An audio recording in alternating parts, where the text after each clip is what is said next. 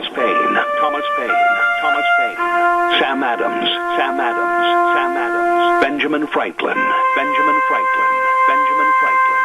These men spoke up for what they thought was right.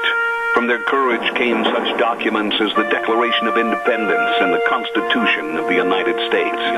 From their willingness to speak what was sometimes unpopular but right, we enjoy such liberties as freedom of speech, the right to keep and bear arms, and freedom of religion. There are those who still wish to oppress our freedoms, and there are still patriots willing to stand up and defend life, liberty, and the pursuit of happiness. Men like Zeb Bell, who honor our founding fathers and what they stood for. It's now time for Zeb at the ranch, speaking up and defending your freedoms. Brought to you by Magic Valley Les Schwab Tire Centers and all of the other great advertisers on the program. And now, Zeb Bell. I'm taking a knee today. I hope you'll join me with a prayer for our country and our health. I think you'll agree right now, we need God's help. Here comes Kate Smith, and God Bless America, followed by a Patriot with our Pledge of Allegiance this morning on a Wednesday. Good morning. And a good morning to you and yours. Zeb at the Ranch, I'm Zeb Bell. And, of course, our major sponsor, as was forementioned, is, of course, your Magic Valley Les Schwab Tire Centers. All 7 locations serving you in a very safe, clean environment and the best in tires. Along with our friends at Burley Physical Therapy and Rehabilitation at 1263 Bennett Avenue, Suite 2 in Burley, helping you get back to being you. Right now, let's go to the phone line and have our Pledge of Allegiance. Good morning. Good morning, sir. My friend. I pledge allegiance to the flag of the United States of America and to the republic for which it stands, one nation, under God, indivisible, with liberty and justice for all. I appreciate your call, my dear friend. Call back. Thank you very much. Right now, let's go to the weather forecast brought to everybody by K&R Rental. Roger and the crew at 256 South, 600 west of Hayburn on the Burley-Paul Highway. You can't miss them. They've got the rental of the best tools and equipment to finish any task, any job, any construction project. You better get in there today. Check it out. They can help you. And if you need questions answered before you drive over, call them at 678-3122. The best of rental tools and equipment for both long and short term at K&R Rental. And right now, here's Gina with the weather. Looks like it's going to be warming up over the next couple of days. Here's a look at your weather forecast. We are expecting mostly sunny skies for today. High of about 89. A slight breeze out of the west at about 8 miles an hour. Gusts as high as 21 miles an hour. Tonight we are expecting partly cloudy skies with a low of about 54. By Thursday, sunny skies, high of 88.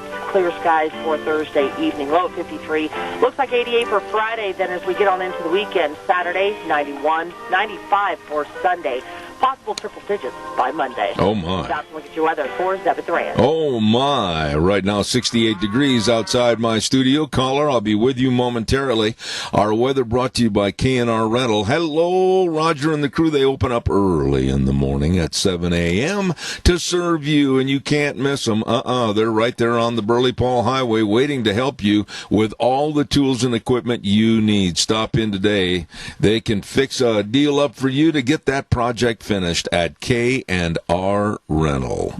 Right now, I also want to acknowledge the fact that we are absolutely blessed to have Ramsey Heating and Electric with us, as they have been for a long, long time. Now, you just heard the weather forecast, and it sounds like it's going to be doggone warm over the next couple of days. 90s and possibly even hitting the century mark next week. So you better make sure that air conditioning unit is working properly, and you've got the best of filters to make sure you stay cool. Stay cool, man. Stop into Ramsey Heating and Electric at 2600 Overland Avenue in Burley. Number to call, 678-0459. They're open 7:30 to 5, Monday through Friday, where they provide warm winters and cool summers at Ramsey Heating and Electric. Caller, good morning. You're on the air. Good Zeb. Yes, sir. The only difference is of one thing. Every morning in my life, I've seen the sun come up. The only difference is this morning, we have the meanest woman in the United States Senate chosen to be Biden's running mate. How bad can it get? Well, you're acting like you're making a concession that they, the Democrats, and the very distraught and despicable team of Biden and Harris are going to win. I honestly think that the negativity that is on the shoulders of Biden and now Kamala Harris is absolutely going to show forth, and I think the American public's going to see through their smokescreen and realize we can't in this country, for the values of our Constitution and everything else, family values, church values, etc., we cannot elect those people. Well, in the United States Senate, you would be hard-pressed to find anybody that's going to support her, because she was hated by everybody, according to my information. No, and you're not wrong, Keith. I mean, a lot of people don't like her. She's always been a power monger. She's always used people, and these are not my words. They're words of many, many other people, like you've already alluded to. They don't like her. She's always looked out for Kamala Harris and nobody else, and I think the proof's going to be in the pudding, and I think that the Trump campaign advertising people are going to be sitting back, putting ketchup on the hamburger, because it's going to be a relishing situation. Yes, it is. And, he couldn't have picked anybody any more outgoing or whatever that's going to go tell him to sit in the corner, I'm running this show. Yeah, I agree with you. Hey, Keith, the next time you call, maybe try a different phone, because this one's really faint and really fuzzy, if you would, please. I didn't like it from the beginning. Okay. Thanks, Keith. God bless you, man. Have a good day. Thank you. Bye. All right. I didn't like it from the beginning. Oh, my. Hey, don't forget Dino Septic Service. And, they serve such an area of septic tank pumping and sewer and sink drain lines cleaned, liquid waste removal, and, of course, mainline irrigation installation and repair. I mean, they go all the way from Grouse Creek to American Falls, Twin Falls to Jerome, Burley, and Rupert area. Woo! They are busy. Really good people. And the numbers to call, 436-6526 or 678-1638. And in Twin, 735-8281. You better get a hold of them today. They are, like I said, fast, fair, friendly service, very dedicated to serving you. Dino's Septic Service. Take care of getting a hold of them today. I also want to talk about a friend of mine. And this guy absolutely helped me out on a couple of occasions find just the right camper shell that I wanted for my pickup. And I'm talking about Anthony at Save on Shells, 1827 Overland in Burley. I'm talking quality, service, low prices. The guy's always got a smile on his face. He's always friendly. And they got the top line, ARE shells. Believe me, they are great. I love the one I have. You'll love yours, too. They're the best at what they do at Save on Shells, 1827 Overland and Burley. The number to call Anthony, tell him I told you to call, 312-1525. Save on Shells. All right, calls are welcome and appreciated. 436-2244. 1-866-927-4587. Caller, good morning. You're on the air. Good morning. It's the seniors today. We're having turkey and dressing, mashed potatoes and gravy, and all the trimmings. Wow. It sounds like a festival. It is. Okay. One and all, it's only $5 for everybody. All right, and people can call ahead and have their meal waiting, and they can go pick it up, right, Joe? That's right. Okay. At the... You do a great job for us. God bless you, Joe. Thank you very much. Joe Taylor at the Senior Center on Overland in Burley. Really, really nice people. Calls are welcome and appreciated. 436-2244, 1-866-927-4587. If you're not aware of it and you did not watch television or hear anything on the radio or read the newspaper, yes, Joe Biden, and I want to stop right there. I don't believe it was Joe Biden. I think it was his managerial staff of the Democratic Party that selected Kamala Harris. Some say Kamala, some say Kamala. Honestly, I'm not going to get into tomato, etc. I don't care. But they selected Kamala Harris to go against President Trump and Vice President Mike Pence. Now, when I say her as a single item, I think that's what it's going to end up as. I am very afraid that if they are elected as president and vice president, it is going to be a mere time factor or a stepping stone factor when she will replace Joe in the Oval Office. Caller, good morning. You're on the air. Well, they were going to pick Mrs. Rice, and but then I got to thinking that maybe there could be some ramifications with the Durham investigation. Of course, we don't know if they're going to actually get anything done. I just hope that, there's been talk that the Durham investigation would be, the findings would be, dragged out till after the election. And I thought, Barr and Durham, are they on our side or the president's side or what? But Susan Rice could be implicated in those things, and maybe that's the reason why, because she seemed to be the front runner, and now, we've got Kamala Harris. If it was me and I was the president, I think I would just ignore, and of course, I don't know, because ultimately, it's going to be a situation where he isn't going to be the president, it's going to be her. And if they elect Joe Biden, yeah, I don't know. These are just thoughts that I was having. Well, here I'll go along with what you said.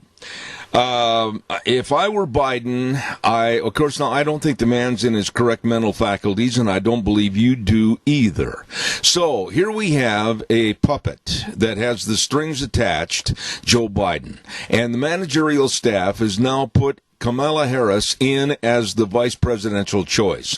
If, God help us all, if they do get elected as president and vice president, I think it's just a matter of short time before it will be the football handing off to Kamala Harris. And here is a woman that has been demonized by so many people in politics and so many people in business as a power monger. And I've got a litany of things to talk about that she stands for, that she wants to either stop, curtail, or enhance in this country, that are all on the left-wing side of the scale. Oh, she's very dangerous, and there's no question about it. All we can do is hope, again, that the people are waking up, and ultimately Trump wasn't going to win California anyway, so if she does nothing more than, well, what good would that do, you see? I mean, there's certain states that Trump's not going to win, and so why even worry about it? So I don't know. I don't know that she's a good fit. I don't think she's helped him, but, it just remains to be seen, across this nation. Are the people aware? Are they going to be awake? Are they going to hold these mayors accountable, wherever it is, Portland, Chicago, Seattle? Are they going to hold these governors accountable when they're up for election? Cuomo, Inslee, and, all of them. Yeah. Are they going to wake up? Are they going to know what keeps us alive, what feeds us, free market capitalism, how come everybody can afford to have a phone and be on the ones that are on welfare? We're paying it. Well, it's interesting that you used, and by the way, I'm going to ask Sean if he could boost you up a little bit so I can hear you better. You mentioned that, are they going to wake up? Here they are, the left, claiming they're part of the woke generation, and they act like they're walking around in their sleep. They don't know what they're doing. They don't know where they're headed. They really don't have a platform for the American public. They don't have anything that's going to show that they can protect and serve Americans better. I think this whole thing about being a woke generation is nothing more than a comedic joke. Well, there's no doubt that they're a joke. It's just that, if there's enough of them, they can suck us right down the old drain with them. I agree. And that's the thing. And once we've destroyed it, they don't have any idea of how to save it or rebuild it or fix it. The only thing that's going to do that is, again, the free market capitalist business people of this country. Laura Ingraham was in Minnesota. She was in, Minneapolis, and they showed the destruction. And across this nation, what they've done to these cities, how is it? Well, I saw that. I mentioned that yesterday on the program about Laura being in Minneapolis and interviewing some of the business owners that were standing there with tears in their eyes and wringing their hands because they put their blood, sweat, and tears into a business that was burned by the mobsters of Black Lives Matter and Antifa. Let's call it what it is. And really nobody, no politician has even bothered to extend a helping hand or come see them or try to help ease their pain and suffering. And I'm just livid that these Democratic mayors and city dwellers, they call themselves city council people, have not done a thing to protect the tax-paying public. Instead, they're protecting the mobsters. This is ridiculous. Well, that one business owner who owned a furniture store, he wasn't white. Let's just put it that way. And he was, how do these guys... There is no such thing as riot insurance. There isn't. We all think that somebody's going to bail them out. Well, I guess you and I are going to bail them out if we have to help them. That's right. All the spending. That's right. I got to run, Randy. I got to run. I'm really late on my commercials, so I appreciate your call. God bless you, man. Thanks. Bennett Boys Auction Service going to have a big sale coming up this Saturday. It's the Jerome Fitzgerald Estate Sale over in Shoshone, 470 North, 375 West.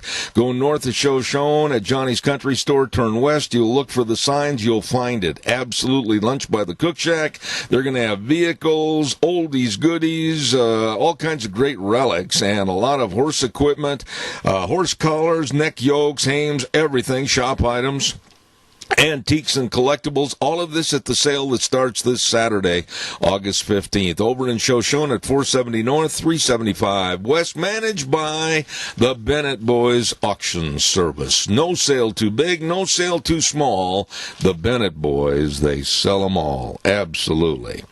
And real quick, I want to remind you about Denny's Restaurant. Oh, my goodness sakes, absolutely delicious food and nice people serving you at Denny's Restaurant. I urge you to stop in there today at 611 North Overland in Burley. And they've got another location at 291 Pole Line Road in Twin Falls. I mean, Thomas and Michelle and the rest of the staff, absolutely nice people serving you. And the menu choices, I mean, whether it's breakfast, lunch, dinner, or desserts, anytime and all the time, absolutely phenomenal. America's Diner, Denny's Restaurant, 611 North Overland and Burley. And don't forget, Lunch Bunch is going to be a little bit later this month. It's going to be on the 27th, so put that on your calendar. Calls are welcome, 436-2244. 1-866-927-4587. Give me a call. Kamala Harris has endorsed and been a part of these following items. And if anybody wants to take issue and say, oh, no, she never said that or did that, believe me, I've got all the factual papers right here in front of me, or I wouldn't read them. She has been in favor of transgender men now posing as girls competing in women's sports. As a matter of fact, she co-sponsored a bill that would force schools to let male athletes compete in girls' sports. That's one sick situation. She does not like the beef industry, and she has made comments, and they have been caught on tape, that she will try to change people's diets and lessen or diminish the beef industry. She is in favor of illegal aliens getting Medicare, and, oh, by the way, you and I pay for it. Oh, how nice, warm, fuzzy feeling, isn't it? She has been a major opponent of our right to keep and bear arms. She has a great animosity against the Second Amendment. She wants to eliminate, and she has said this time and time again prior to the debates that were held, eliminate oil and gas in 10 years, and she does not believe in any private health insurance coverage. Those are just a few of the George Soros views that Kamala Harris has. And I'll tell you what, it scares me because, literally, if the American public doesn't see through the smokescreen of Biden and Harris for president and vice president, and this woman, this power-hungry woman, becomes president, woe is us. Calls welcome, 436-2244, 1-866-927-4587. Come on, give me a call. I want to hear from you. Cassia County Fair actually starts this coming Saturday. That's right, this coming Saturday. How is it going to start? Well, it's going to start with a great big concert. Neil McCoy in concert on Saturday night, this coming Saturday, August 15th, starting at 7:30. You better call the fair office, line up your tickets, and I can tell you I've worked with this gentleman a couple of times at rodeos across the United States.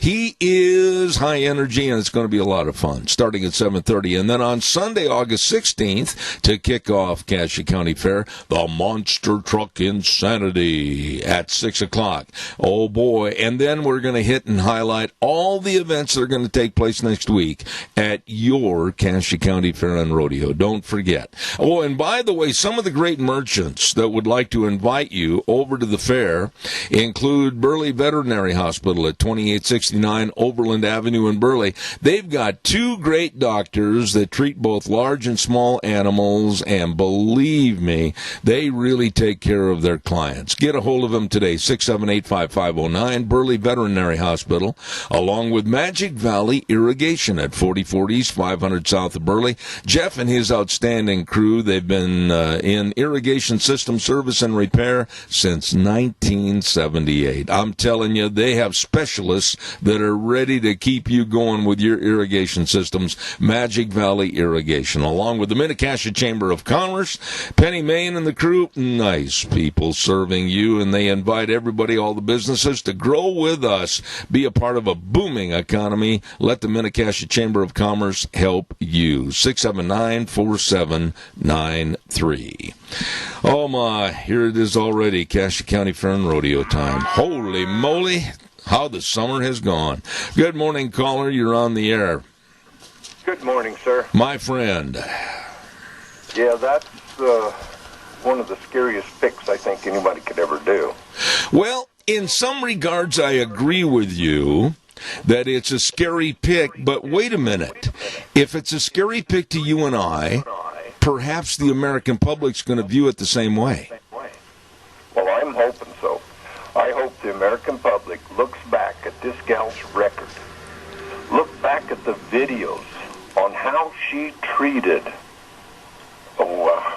Gorsuch, was it not Gorsuch? Kavanaugh. For the Supreme Court, how vicious and how underhanded she was in her questioning. How she called, when she was interviewing the ICE director, how she called the ICE agents the KKK. Yeah. This woman has a record out there that we can look at. And I mean, her actions, what she says means nothing to me. Her actions mean everything. You know, everything you said is correct.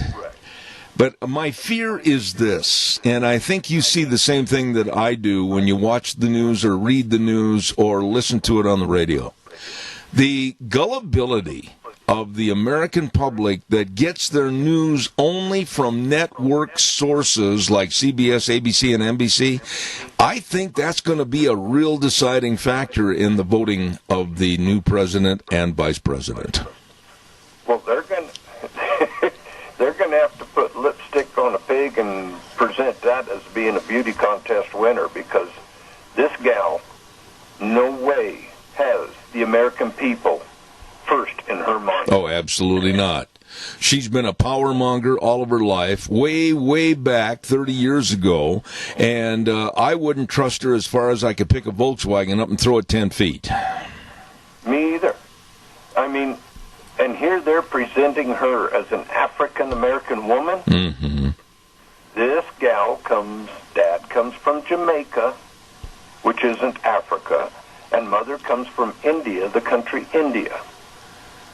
So she is no way an African-American woman. I want to throw something at you real quick before I have to go to do a commercial break.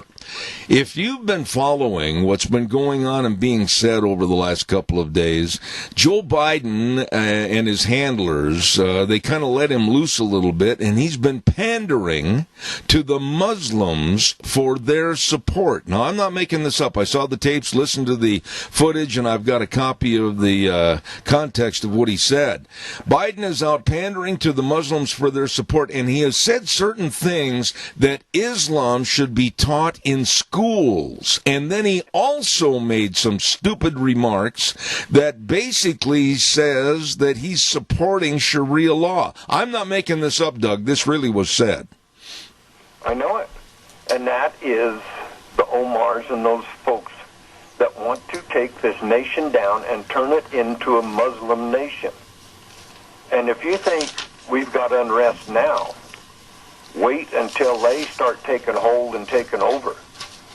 Go to Minnesota, some of those areas where it's just, you can't walk down through there if you're not Muslim. If you have a flag or have anything supporting America, you're taking your life in your hands when you walk down through the streets. You know, it really boggles my mind, and I know that I'm an old man, so bear with me, but how in the world can you be a United States Congressperson and absolutely have the level of thinking that damn America, damn Americans, damn the Constitution, we've got to change it and we've got to rewrite? What kind of an American citizen is it that would run and support the people and work for the people with those kind of viewpoints? They're traitors. It's the almighty dollar. They look for power and money is power. Absolutely. They're being supported by people who want to tear this nation down, who want to take this nation into a third world nation so they can create a one world government. I have no argument. It will happen as long as America is the shining beacon on the hill. And one thing the American people need to wake up and realize, if America goes down, what country can you go to that will protect your rights like America has? Well, I think the answer is obvious, but unfortunately it's not being taught or said in our school systems, and quite frankly, many adults that call themselves adults don't understand that America is what everybody wants to come to, but then when they're here, they want to change it and transition it into a left-wing socialist country. Exactly, just like the people out of California and New York, they're leaving because of the liberal ideas, the taxation, and it just costs too much to live there, so they go to another area that is a mild conservative area, and then they want to change it into an area just like they left. Absolutely. I can't understand the mindset. There is no mind. I got to run, Doug. Give us your spiel. 10 seconds. Go. All righty, everybody, let's do what we can for our senior centers. Let's support them, donate to them. The ones that are open, go eat there and leave with a full tummy and a full heart. By the way, thanks for not calling me back last night. Oh, that part-timers kicked in. Talk to you later. I'll Thanks. call you later today. Okay, Doug, thanks. Bye. Caller number 2, I'm going to be right there. Please do not go away. I want to remind everybody about Riverview Urgent Care in Burley, 382 North Overland, and also the Urgent Care of Twin Falls on Addison Avenue East, and the Urgent Care of Jerome at 133 West Avenue A in Jerome. What are they doing? They're offering $10 sports physical special. That's right, only $10. Normally they're $20, no appointment necessary, and 100% of the money that you spend on these sports physicals goes right back to your school's athletic program. This is a wonderful program of the Urgent Care supporting your school and athletic programs. The Riverview Urgent Care in Burley, Urgent Care of Twin Falls, and Urgent Care of Jerome. Caller, good morning. You're on the air. Good morning again. You know, Zeb, there was a choice that came up here in the last 10 years, and that is race. Whoever thought that a race would be part of our landscape? But let's take Obama, for instance. He is half black and half white. But he knew he had a better chance of playing the race card on the black side than on the white side, because people are more sympathetic to his race. Now, Kamala Harris is of Indian descent and that other Jamaican. little place. Jamaican. But anyway, compare her with the, I wish my memory was better, the galley. She used to be the governor of South Carolina, Nikki Haley. Uh-huh. Now, she was of the Indian descent, but she never made a big deal about anything. She was an American. Well, here's the thing, Keith. Not trying to take anything away from the black or the white. Yeah, I'm fed up already, and we still have 3 months to go. I am fed up already with the race card being played. I don't care. I've got friends that are black. I've got friends that are brown. I got friends that are of Asian yellow skin. I don't care. I'm fed up with this racial thing, and it seems like it has to be the big card. Like Joe Biden said, if you ain't black, you ain't voting for me. You better be. You're black. And all that kind of stuff. It's ridiculous, and I don't even want to play that. I don't even want to have their comments on my program. It sickens me. I hate the way that race is being thrown into our society again for this election. Yeah, it's amazing how they've been able to take this thing and run with it. Yeah. Well, I hope they run it into the ground because I'm fed up with it. I'm fed up with it. Keith, God bless you for your call. Thank you very much. I appreciate it, man. You're a great listener and a great friend. Thank you. Don't forget Sophie's Chatterbox. Every Monday at 8:30, we give away a dozen cookies right here on Zeb at the Ranch, and we absolutely think that they have a phenomenal bakery and a phenomenal restaurant right there on the square in Rupert. Sophie's Chatterbox, 530 East Street in Rupert. You stop in and see those good folks today. Calls are welcome and appreciated. 436-2244, 1-866-927-4587. I've got to get into this next story because it's absolute lunacy. It's going way beyond the pale. This is crazy. Have you heard that some of the parts of the United States and some of the legislators and some of the people in power are absolutely going overboard on the wearing of masks for the pandemic? Now, I can't make this stuff up. If you have children that are going to question what I'm talking about in just a moment, have them go out of the room and please go play in their room or whatever away from the radio.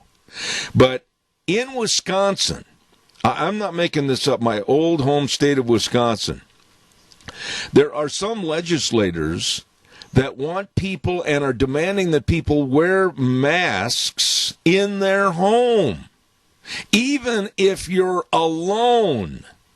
And these same legislators are saying, if you're going to have sexual relations, keep your mask on.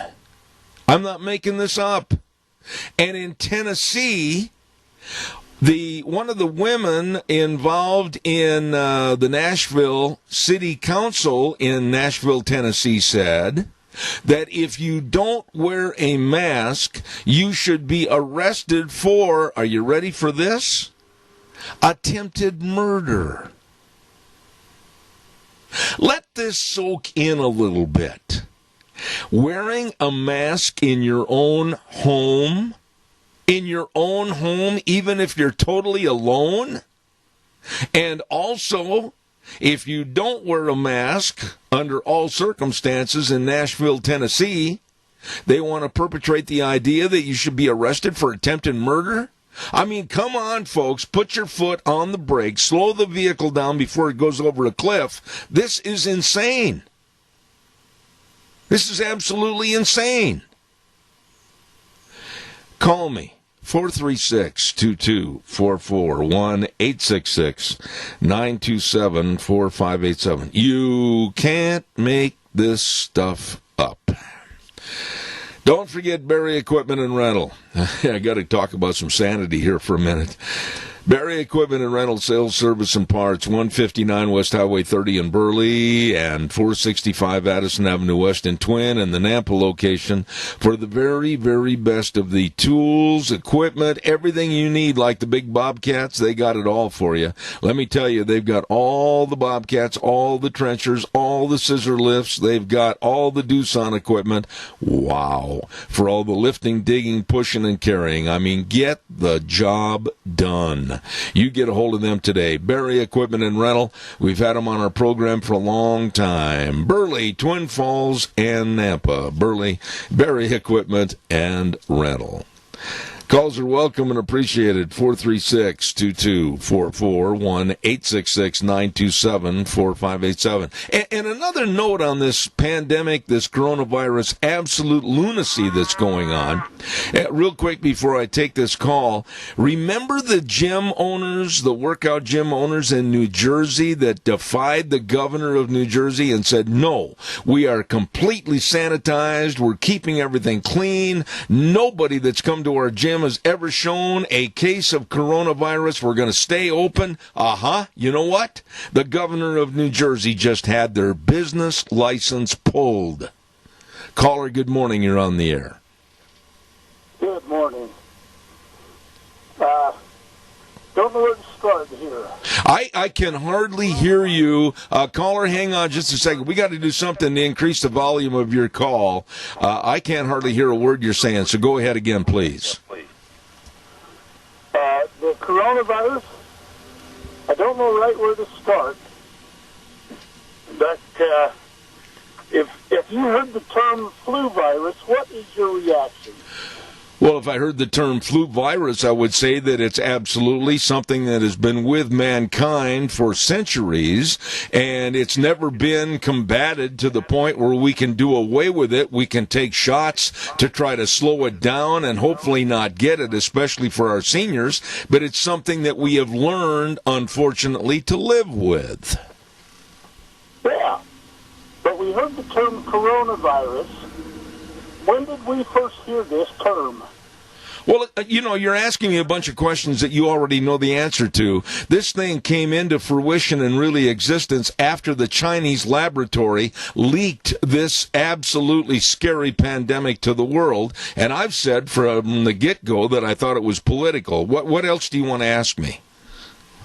Well, I mean, the Chinese, the commies over there, they have cooked up a dandy for sure. Well, but a coronavirus, the term was first coined by a couple of scientists, I don't know how long ago, but it was first used in print in 1968. Mm-hmm. And yet we haven't heard this term. Well, there are other coronaviruses. Sir, I didn't mean to ride over you, but the hearing on the line is terrible this morning. I apologize. There are other coronaviruses. This is termed COVID-19 or whatever, but the lunacy that this thing has taken over the world, 188 countries. I point a finger of damnation at the Chinese government for what has happened here. Oh, yes. But still, the term coronavirus, it really wasn't used. It wasn't sent out to the public by the media, by whoever wanted to promote this thing. And by using the term coronavirus, all of a sudden the public's reaction was different. Yeah. Than it would have been to flu virus. Yeah. The symptoms are basically the same as a serious flu virus. And that's what it is. A lot of the flu viruses are classified as coronaviruses. Yeah, and I can tell you something else that's going to get you. With the spikes that come out of the coronavirus. Yeah, and I can tell you something else. And they've made it sound like that's a new thing. Yeah. Apparently, it's one of the requirements to be classified as a coronavirus that it would have these spikes, and there are other coronaviruses that do have. Yes. Now, along with the coronavirus or COVID-19, there is another scare coming out of China. Listen to this. Hold on to your belt buckle. That there is a new form or variation of swine flu that is leaving the country of China. Just something else for you to worry about this morning. Yeah. Well, the Chinese are definitely good because they want world dominance. Yep. And, of course, America is the place that they're really going to want to send it. They'll send it into the Western European countries, too. But they're definitely going to send it to America. Sir, I appreciate your call. I got to get a weather forecast on here, but you are spot on in your thinking, and you know what you're talking about. God bless you for your call. Thank you. Yep. All right, sir. Thank you. All right, now we got to get a weather forecast on here. I'm running just a touch late, and then we'll take some more of your calls.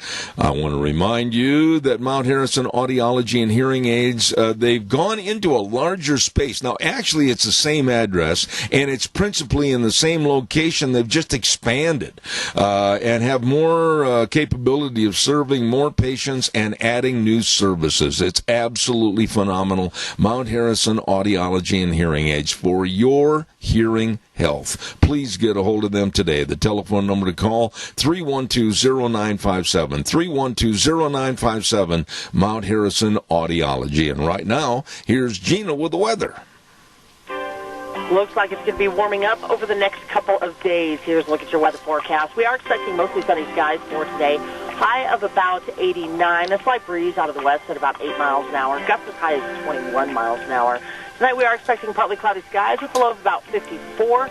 By Thursday, sunny skies, high of 88. Clear skies for Thursday evening, low of 53. Looks like 88 for Friday. Then as we get on into the weekend, Saturday, 91, 95 for Sunday. Possible triple digits by Monday. That's a look at your weather for Zevit Duran. I appreciate it, Gina. Thank you very much. And the weather brought to you this first hour in the morning by Mount Harrison Audiology and Hearing Aids. And believe me, hearing affects every single aspect of your life. And if you've noticed a diminishment in your hearing, get a hold of these people. They are nice. They are good. They know what they're doing at Mount Harrison Audiology and Hearing Aids. Number to call, please, 312-0957. All right, calls are welcome and appreciated. 436-2244, 1-866-927-4587. You know, I saw an ad this morning at exactly 4:20 this morning when I got up on television. And it was an ad for the Biden campaign, and it was an advertisement showing a distraught woman that was crying and absolutely supplying the verbiage for the ad about her grandmother that very unfortunately had passed away with the coronavirus. Now, the ad was done in a manner and fashion so that the hook of the ad to sell you was to denigrate, demonize, and destroy Donald Trump as president. That last call that came in, and we were talking about the coronavirus. This Chinese-based virus was leaked upon the world because of their ineptitude, or perhaps on purpose by the Chinese. And I am sick and tired and damning people and groups that automatically put the finger of fate up against the picture of Donald Trump and blame him.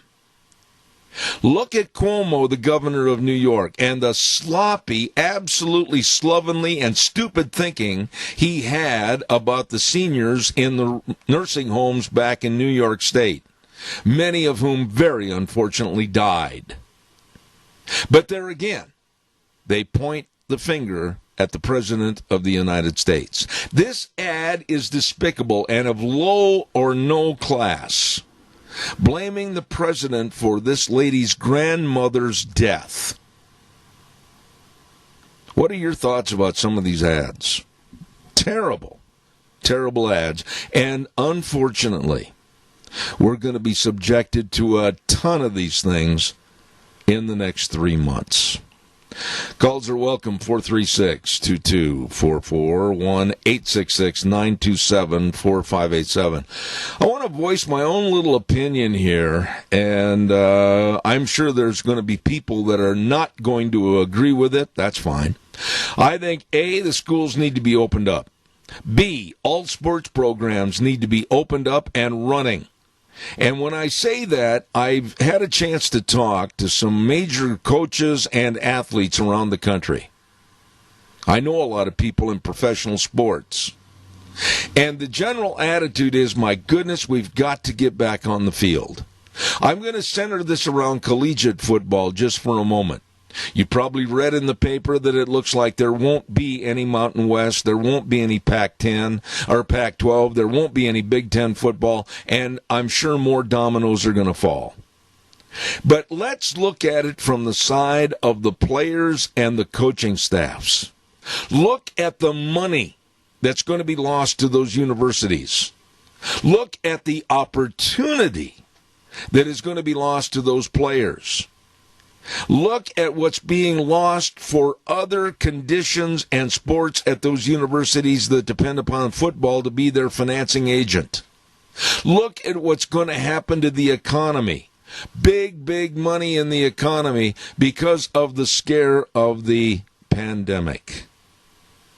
I think we have got to put our big boy pants on and say, enough is enough. We cannot live in a bubble.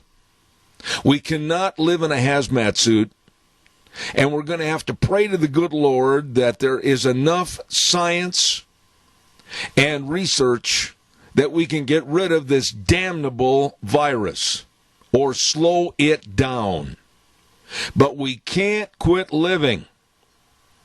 That's the whole thing that I absolutely am livid about. We can't quit living. I want to say a big thank you to our Magic Valley Les Schwab Tire Centers. All 7 locations serving you with all the best of tires, all the different tread designs. Man, I'm telling you, they are good. You know, they've got a lifetime tire and mileage care. That's right. Free flat tire repairs, free tire rotations, free tire rebalancing, free air checks, free brake and alignment checks. Wow. I mean, they do a lot for you and your safe driving. I urge you, I really do, to stop in and see my friends. All of them are my friends, and I've been so proud to be associated with them. James and Buell, Dan on Pole Line in Twin Falls, Lane and Rupert, Mike and Jerome, Dave on Blue Lakes and Twin, the Twist family in Paul, and Trent on Overland in Burley. Absolutely the best at what they do. Your Magic Valley Les Schwab Tire Centers. And by the way, Sean, if you're listening, I want to leave this line intact and not call back. I want to leave this go for this hour and see what transpires.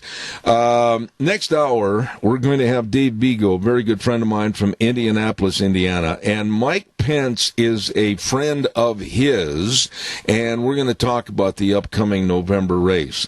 Then at 9:30, one of my dear, dear friends that I have the utmost respect for, and I wish all politicians could be made out of his mold, we have, of course, Senator Kelly Anthon coming on the program. So those are just a few of the great folks this next hour. We're going to take a little break right now and send it over to CBS News, and I wish you and yours to have a great day. Stay cool. We'll be back in about 7 minutes.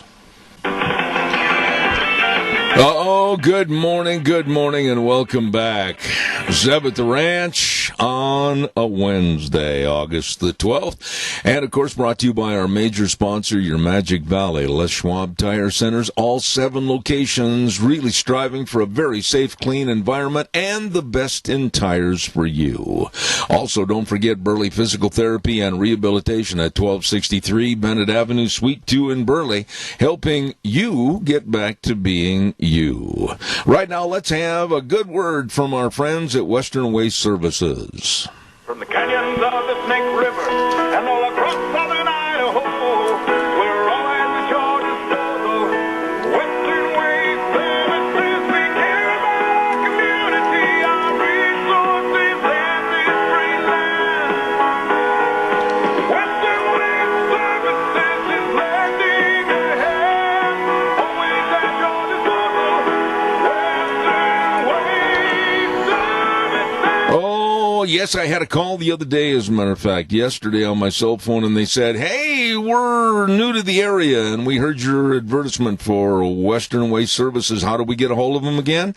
I said, call the number, 734-6969. Tell them where you live, they'll make arrangements, and you can get on the route service and get rid of your garbage. Absolutely very efficient people to help serve you. Western Waste Services, you get a hold of them today. I want to comment a little bit, if I can, before I take my guest, about a couple of other great businesses and people that I just absolutely know and trust. And, of course, that falls into the category of Joel Heward, his family and his staff over at Hanson Mortuary at 710 6th Street in Rupert.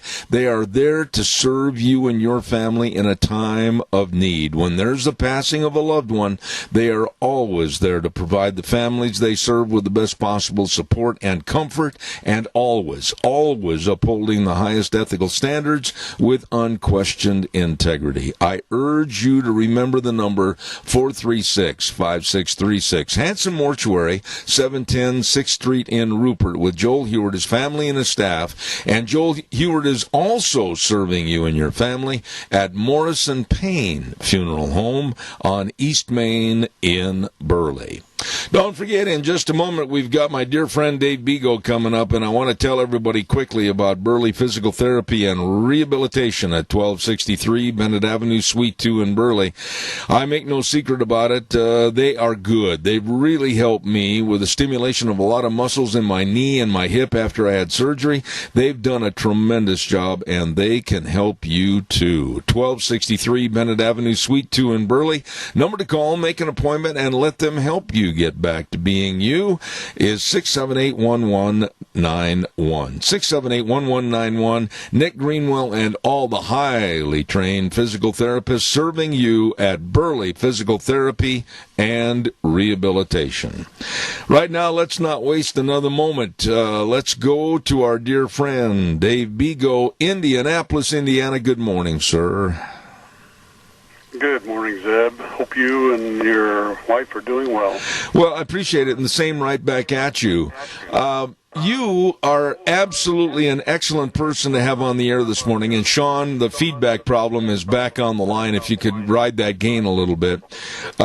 Because you know Vice President Mike Pence. And I'm going to kind of circumvent the presidency for a few moments and talk about the selection of Kamala Harris as the VP for the Democrats, who will be going into a debate, if they follow through, with Mike Pence. What are your thoughts on this? I think Mike is a good guy, and I think he's very professional, and he brings things up in a good way. And I think Kamala will have a problem with that. But here's the other side of all this with Kamala that is disturbing to me is she's a big union backer, and I know the unions have supported her big time in California. The SEIU is the biggest union out there. I'm sure they're behind her big time. And also, she came out, earlier this year or late last year and said she wanted to have right to work banned across the country, which is, a big thing the unions want to happen. So, this is why Biden picked her, because he wants the unions behind him and continue to give him all the money they've been giving him. And, the SEIU, I hear, is giving the Democrats already about $350 million. Wow. Okay, you're the man, and I really appreciate your being on the program this morning to discuss this. You know what's going on behind the scenes with these unions. You know the arm twisting that can occur and is occurring.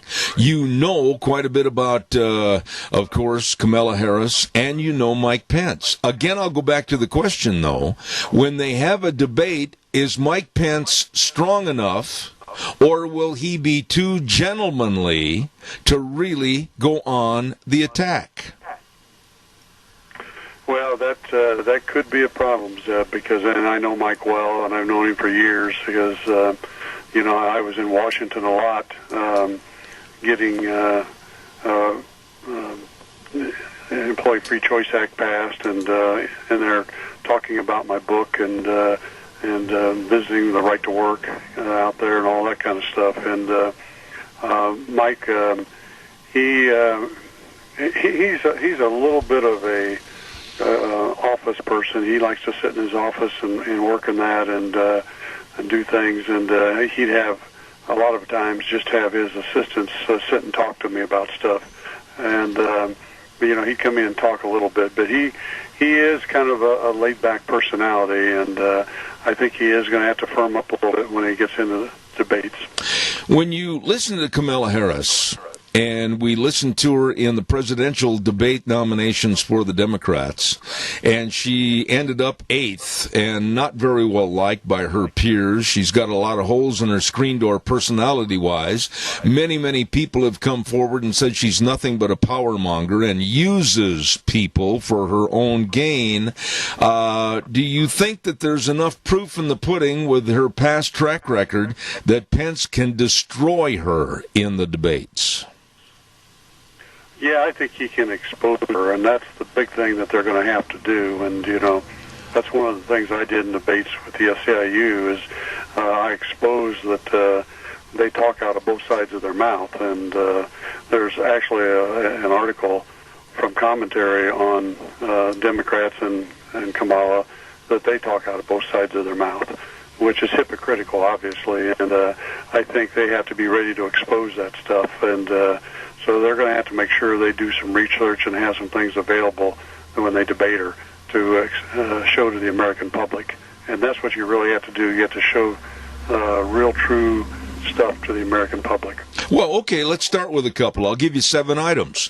Number 1, and I looked these up quickly this morning, she was in favor and, as a matter of fact, co-sponsored a bill to allow transgender men posing as women to compete in women's sports. She does not like the beef industry, and she has said that she will lead the charge to change people's diets away from meat. She's in favor of illegal aliens getting Medicare, and we, the American taxpayers, pay for it. She is a major opponent of our right to keep and bear arms, can't stand gun ownership, and she also has said many times before AOC came onto the picture that she wanted to eliminate oil and gas usage in 10 years, and she said also no private health insurance. She wants to see everybody on the same program. Those are just a couple of the very vindictive attitudes this woman's promoting, Dave. Oh, I know, and she is a socialist, communist person, and that's the other reason that brought her on because, as I've talked on your show many times, they want to win this, and they want to turn this into a socialist communist country without God in it. And this is where they're headed. And that's why they picked her, because she's very adamant about this stuff. Dave, does it bother you as a businessman, a family man, and a Christian? Does it bother you to think that the puppeteers, the people that pulled the strings on Biden, they're really the ones that made this choice?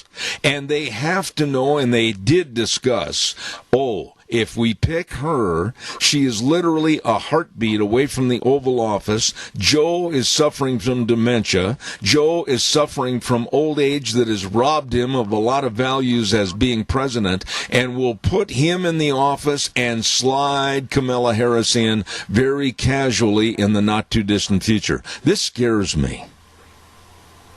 Well, it scares me too, and that's what their whole goal has been. And I'm sure I've talked about it on your show before, is that the reason they wanted Biden as their presidential candidate is so they could put somebody in the vice president spot that Joe ain't going to make it very long. They could put in there that really is a far left liberal that can help bring down this country, and that's what this is all about. And this doesn't surprise me at all. And she's an attack artist, and she'll go after the country and the president and everything else. So it's going to be interesting as we see what these debates are about here in the next couple months. Absolutely. I want to talk to you a little bit about what's going on in our world. And you and I are both sports enthusiasts and have played sports, etc. But right now, we're seeing cancellations of the football season in the Big Ten, the Pac-12, and other conferences and high schools canceling not only high school and collegiate, but then also the talk and threat about canceling the NFL. And I made the comment earlier this morning that they are playing with people's lives right here. There are many, many student athletes that are dependent upon a great career to go on and be professional. And the schools and universities are needing football programs to help supplement the money for other athletic programs and endeavors on the campus. I think they're taking this and blowing it completely out of proportion. What are your thoughts?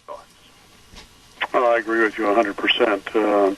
And, the bottom line is we need kids to go back to school, and we need them to have access to all the programs that they had before, whether it's sports or something else. And because kids, they have to develop relationships. They have to get out and learn different things besides just, going through the books that they're studying in school and what the teachers are teaching them.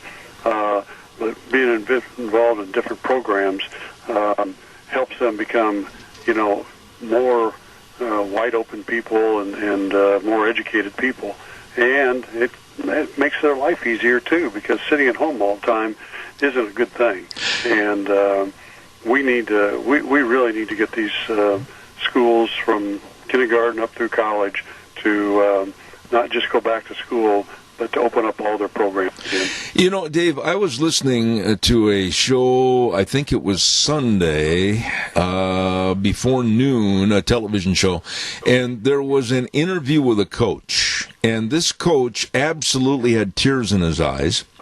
And he was just absolutely saying, we've got to get these kids back involved in the extracurricular part of their education, because they're so isolated right now, and they're so worried about what's going on that the suicide factor is coming in and portraying larger numbers, and I'm very concerned about this.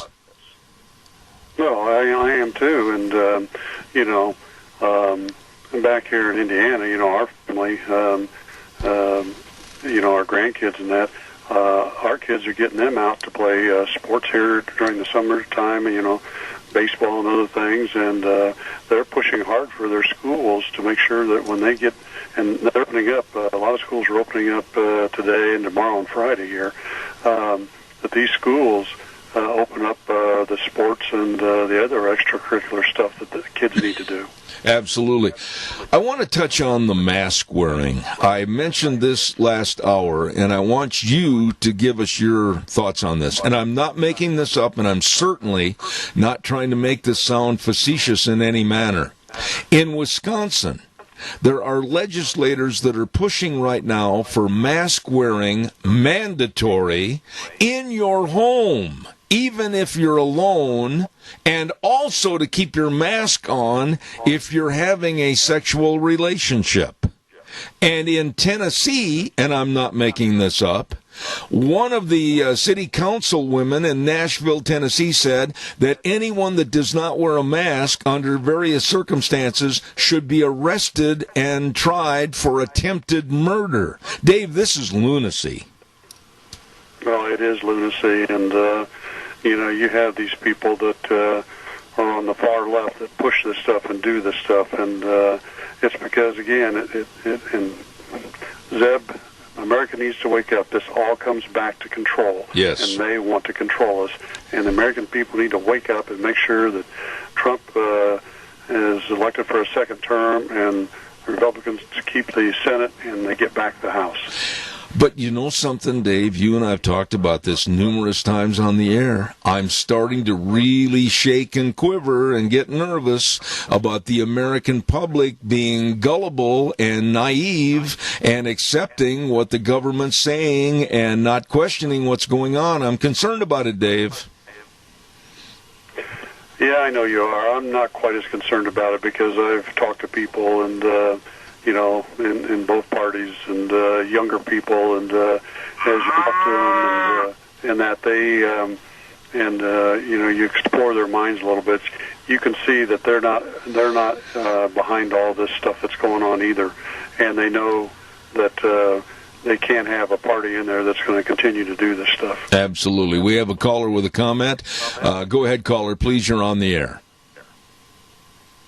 Well, one of the things they have said that when people exercise unrighteous dominion or authority over other people, it's like an addiction. It's like they say in some cases with some people, it's like heroin addiction, and that's how they described it in the piece, the article.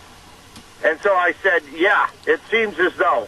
In other words, if we can get you to do what we want, we're going to continue to do it until you stop us. And in some cases, the people of America seem like they're willing to do anything. I tell you what, we've got to stand up, and we want to be respectful, I guess, courteous about wearing masks, but we're not doing it because you're telling us. We've got to take back our country. This cannot go on. I'm going to hang up. Thanks, bye. And respond to the caller if you would, Dave, please. Well, he's right. We got to take back our country, and we got to open this country back up and get people to work and everything. And we've had pandemics in flu and other viruses over the years. And, yes. We've had bigger infection rates than that, and sure, we need to, continue be smart people and continue social distancing and wear masks and that until this stuff goes down even further. But we need to get everybody back out to work and back into schools and stuff like that, because that's really what's important to America. Absolutely. I've got to mention this because it just makes me mad and my fists are clenched right now as I talk about this. The New Jersey gym, the fitness gym that was closed down because of the coronavirus, and the owners were threatened and the locks were put on their door and everything, and they did everything humanly possible at this gym to keep it safe and sane and a clean environment. They moved everything more than a social distance apart. They went over everything, every piece of machinery and every weight after people were in there using it, and they defied the governor of New Jersey, Dave, and they said, no, we're not going to close. We need to stay open. This is our livelihood. The governor just revoked their business license. This is communism. It's not America. You're exactly right. And, and to add to that, in a lot of places around the country, they won't let churches open up and have people in and that. And there's actually people that are holding their masses outside of their churches in tents. And that because they don't want to have God taken away from them, and that's what they're trying to do. Part of all this is to bring some God in this country, and it's is something that we have to stand up against. And my wife and I had dinner with our pastor at our church last night, and that's one of the things we talked about with him, and he was in full agreement that they're trying to bring God down, and that we have to stand up as the American people and not let them take over. Yeah, but right there, you made an excellent point. You had dinner with your pastor and talked about this and understand the issues. But I would maintain, and I'm not trying to pick on pastors and church leaders again like I have in the past many times, but it's true. They have become very naive. They've become very afraid to speak from the pulpit because they're afraid of losing the tithings in the collection plate. It's time to take a stand and not turn the other cheek. Would you agree with that? Yeah, I agree. I mean, they have to be honest with what's going on in this country and that. And I mean, I think churches do have to do things, because like our parish has been opened up for a long time now. And but when you go in, every other aisle is empty because that's the way it is. Yeah. Yeah. They have social distancing, Yeah. Between people that are there and stuff like that. And you have to wear a mask in, but. We continue, our attendance at masses are just continuing to grow, and the people are loving what's going on in our church. Absolutely, but when you let government come in and infringe upon the right of religion in our First Amendment, and you let it slip, and you let it fester, and you let it grow, you're going to lose your church, you're going to lose your faith, and you're going to lose God in this country. Yeah, I agree with you 100%, and that's what this is all about. And the American people really need to wake up and stand up and have a backbone and stop this stuff and bring America back. Well said, my friend. I wish you and your family, like I always do, the very best. Godspeed, and I hope we'll talk to you next Wednesday. Dave Bego, Indianapolis, Indiana, author, great businessman. Thank you so much. Thanks for having me on, and keep up the good work. I will, Dave. Thank you very, very much. Dave Bego, a real true friend of this program, and I appreciate him. By the way, I know somebody else that's a real true friend of this program, and that's Danny's Restaurant, 611 North Overland in Burley. Oh, ho, ho, ho, ho. Good food, great food. All the menu choices are fantabulous, whether you want to have, let's say, an omelet, or maybe you're going to have a steak, or maybe you're going to go in and have maybe the strawberry crepe breakfast. Delicious. You're going to love it. Breakfast, lunch, dinner, anytime, all the time, all the desserts, and really, really nice people that are going to come and serve you. Absolutely. Denny's Restaurant, America's Diner at 611 North Overland in Burley. Don't you forget. I know somebody that says it's hot outside and you better keep cool, and that's Leland Snyder. Did you know, and I'm going to tell you this, that they've got those great big porta-cools, the swamp coolers on wheels? Wheel those puppies in here, man. Cool us off. And they got the big shop fans. They've got it all right there at Snyder's Surplus, 116 South, 200 west of Rupert. They've got all your backpacks, and they've got books and desks. They've got everything over there at Snyder's Surplus. Please take it upon yourself. Stop in and see them today. And keep cool. They can help you at Snyder's Surplus at 116 South, 200 west of Rupert. Okay, in just a moment, we're going to have one of my very favorite politicians on the air with us, and that, of course, will be Senator Kelly Anthon. But before we do, I want to remind you about getting out of your office, getting out of your home, getting up in the hills, and enjoy some of the great, great scenic value of southern Idaho with a four-wheeler or a side-by-side by Let's Ride. Oh, my goodness sakes, they've got such a selection over there. Showroom full. 270 Highway 24 between Rupert and the World. Let's Ride. And the hours Monday through Friday, 9 to 6. Saturdays, 9 to 2. They've got it all, and including all the accessories. And today I want to feature again the service department. Man, they have got some great, great people in that service department. So if you have a problem, they can get it fixed, and you're back out on the trails again. Absolutely.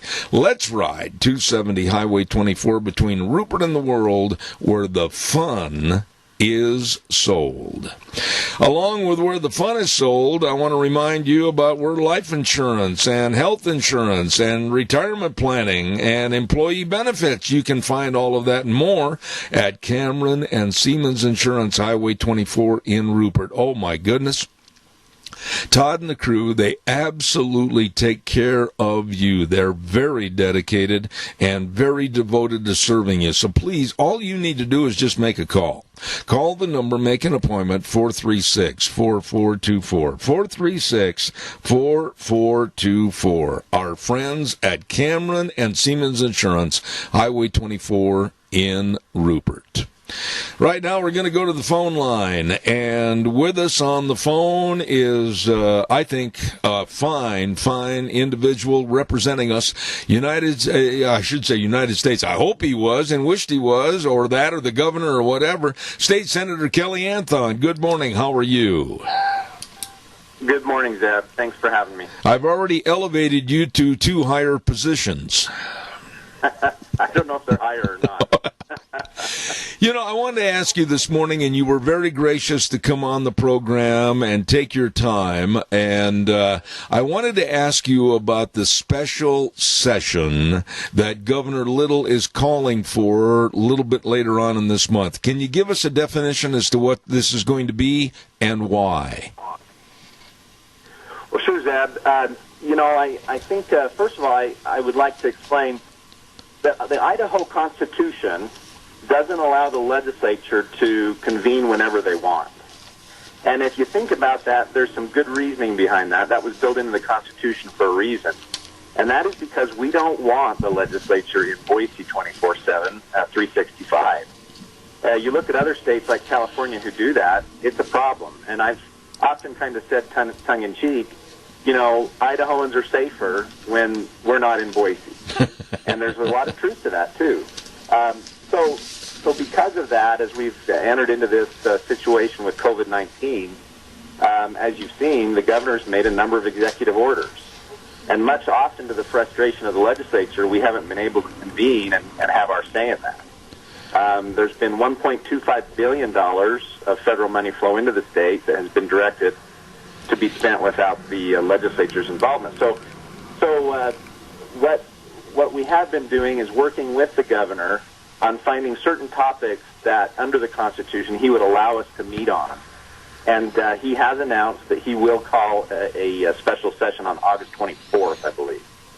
And when we do that, the law requires that it have a very limited scope. He has to tell us which topics will be considered at the special session. And so there are 2 topics right now that are kind of taking the lead there. He's not issued yet the official proclamation, so we don't know exactly what's going to happen yet. But there are 2 issues. One is, Zeb, that there is a legal liability issue. Let me give you a flavor of this. As many of your listeners know, I work for the city of Rupert primarily.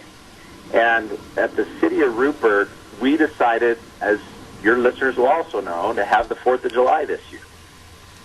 It won't surprise you to know, Zeb, that I had a number of calls from people saying we're going to get sued. Because if people show up there and get COVID-19, the city of Rupert's going to be responsible. And this is a threat, a concern that has been repeated all across Idaho, whether it's a small business that opens up, whether it's the schools opening up. And so to create some kind of certainty, the idea is the legislature needs to look at this issue and decide whether or not we're going to let people in Idaho be sued and under what circumstances we're going to let Idahoans be sued if someone enters their business or goes to a celebration and catches COVID-19. So that's the first issue, Zeb. The other, just real quick, and then we can flesh them out as much as your listeners want to or you want to, is voting. Voting in the general election. And as your listeners will also recall, we had to vote mail-in only in the primary election. I've taken the position very openly and publicly in Boise that I believe every Idahoan should be able to get up and go to the polls physically if they so choose to vote. Yes. And so what we've been doing is working with county clerks across the state to develop the system by which that's to happen. one of the things you're hearing from your county commissioners, but also particularly your county clerks, is there is a great difficulty, I'm told, in getting poll workers. That some of the folks who often do the poll working they're either immunocompromised, they're concerned about their health, their age is such that they're concerned about their health, and so there is reportedly a shortage of poll workers. And on that note, Zeb, I'd say to you and anybody listening, if you want to step up and help work at the polls, let your county clerk know that you're available. Because I do feel strongly that we need to be able to go to the polls and cast a vote. Right there, I have so many things that I'd like to comment on. I mean, when you go into a bank or you work with various businesses, they have put up the plexiglass shields. There's so many things that could be done that should be done probably for the safety of the poll workers. But I adamantly will never on my program again, and I'm sticking my neck out and I hope that everybody listens to me, I will never advocate for mail-in voting one more time. Ever. That's my feeling. Well, and I agree with you. I think that if people are absentee, if they have a cause and a need to cast their vote by mail, and we have military folks who want to vote by mail, there's a place for that. But to limit people from not going to the polls is something that I've been opposed to. And listen, if I can wander around Walmart, and I haven't, by the way, but if I can wander around Walmart, there's no reason why I can't go in and cast a vote, and there can be safety precautions for those who are concerned. One of the things I think as members of our community that we should think about, and I think we understand is, and the way I was taught, Zeb, and the way you were taught, is to be considerate. If people are concerned about their health and it's a legitimate concern, then we can all be considerate, and we can provide a little bit of consideration and providing the 6 feet of distance between the poll booths, or we can provide some consideration in, whatever, it is. But at the end of the day, one of the real problems that has happened in the whole course of dealing with the COVID-19 outbreak is what I see as just inconsistency. And many of my constituents have seen this, where you have the ability to go to the liquor store, but they're telling us not to go to church, that kind of thing. Right. So there are some inconsistencies in the government policy reaction. Let me interrupt you right there. Kelly? Kelly, can I make a comment real quick so I don't forget later on? I'm old. When you talk about churches and edicts of not going to church, but you can go to the liquor store, I'm going to say this, and you can correct me. Feel free to do so. I am an advocate of telling churches, parsons, and church leaders, pastors, etc., to go against those edicts because they are not supposed to be controlled or changed from the First Amendment. I'm an advocate of open churches, and I'm not going to change that feeling. Well, Zeb, and I'm an advocate of personal responsibility. Hey, listen, I trust the churches of the Magic Valley much more than I do bureaucracy at any level in government. Absolutely. And I would say this: let the congregations choose. Let the leaders of the congregations make the choices that they think are right for folks, and give people the personal responsibility to participate or not participate. But with technology, there's so many options. There's so many different things we can do. But if you want to ask who I think should decide whether church meets, it's the church. Yep. It's the congregation. Absolutely. I want to go back to what you said earlier about the legislative liability. And I want to ask you this, and I think you and I talked about this on the telephone. I think it's totally ambiguous and ridiculous for a person to say, I went to the Rupert 4th of July parade, and that's where I contracted the coronavirus. I don't think there's any proof in the pudding, and I think liability issues absolutely should be thrown out. Well, I think that's right, Zeb. What has presented itself in the last week as we've tackled this issue is a concern that government, meaning the governor or members of the legislature, are trying to protect themselves. And frankly, I hadn't even crossed my mind. And I would say to you, you're welcome to sue me all you want. I don't believe that you can maintain a good suit in this way anyway under the current law. But I do believe that what we've done is we have created this chilling factor inside of our culture, inside of the community. Yes. Where legitimately, our county commissioners, our fair board members, they have to consider these things to be responsible. And what I hope to do in the special session is do something that's not necessarily meant to protect anybody in the government as much as to create a situation in our communities that we can get back to as normal as possible while still being safe about an infectious disease outbreak. I'm sitting here thinking about what you're saying, and there's so many balls of different issues that are up in the air right now, like a professional juggler. Is school going to be open? Are we going to have any sports programs? What about liability and all this? Here we are, literally days from the supposed opening of schools, and we're hearing things like, the the Pac-12 and the Big Ten and other conferences in the collegiate world are canceling their football seasons. I mean, we can't continue to live in a bubble with a hazmat suit on, Kelly. What are your thoughts? Well, I agree with you, Zeb, and like I said, I think it goes back to personal responsibility. And I don't begrudge any of the local government folks who are having to tackle this because, when you're a school district and you have a teacher or two saying, if I come back to school under my contract and I get COVID from a student, I'm going to sue you. Or a parent who says, if you open the schools up and force my child back into that environment and I find out a teacher has COVID and my kid gets it, I'm going to sue you. I mean, these are, again, to be responsible in those school board positions, they're forced to have to tackle some of these questions. And that's where I think the legislature does have a part in this special session to start looking at, is there a way that we can smartly create or amend the law to make sure that these issues are more manageable for local government, for local business, for small business. I mean, if you're a small business and you're eking by as it is, you can't take on a lawsuit, even if you win, because you're going to pay the attorney tens of thousands of dollars to defend yourself. So, Zeb, you're right. I think there has been an overreaction. Look, any issue I've ever seen come to Boise, and it can be the most tame issue you can think of. There's somebody in Boise who's going to politicize it for their gain. There's somebody who's going to monetize it for their gain, and it becomes this hot potato. And so this pandemic, this issue of COVID-19 is no different. And anybody who says otherwise is naive. Of course it's going to be politicized. And that's what's happened a little bit, Zeb. So we're just trying to get back to some common sense. Okay, but trying to get back to common sense, therein lies the problem. With all the scare factors and the lack of knowledge, and I maintain that there's still a ton of lack of knowledge about COVID-19, what it is, what it can do, the effects, etc. People have a lot of questions.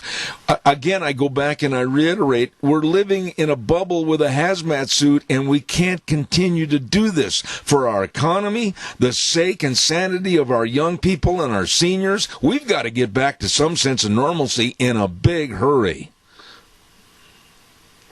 Well, and that's right. And you're absolutely nailing it, because what has happened since the outbreak of this COVID-19 is a number of mixed messages, and also information that has made the public not trust it.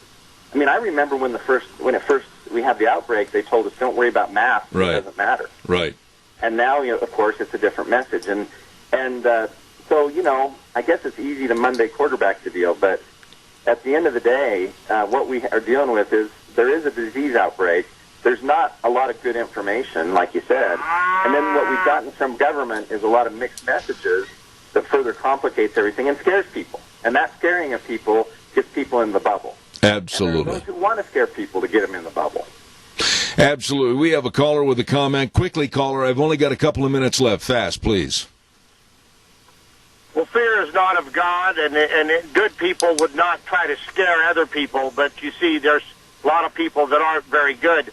All I ever hear about is masks, COVID, new cases. We never hear about the fact that testing is up, death toll is down, and it comes right down to it. It's not as serious as they want us to believe it, but we never see a story in the paper or anywhere else, it seems, about what it's going to do to Idaho's economy, the business people out here.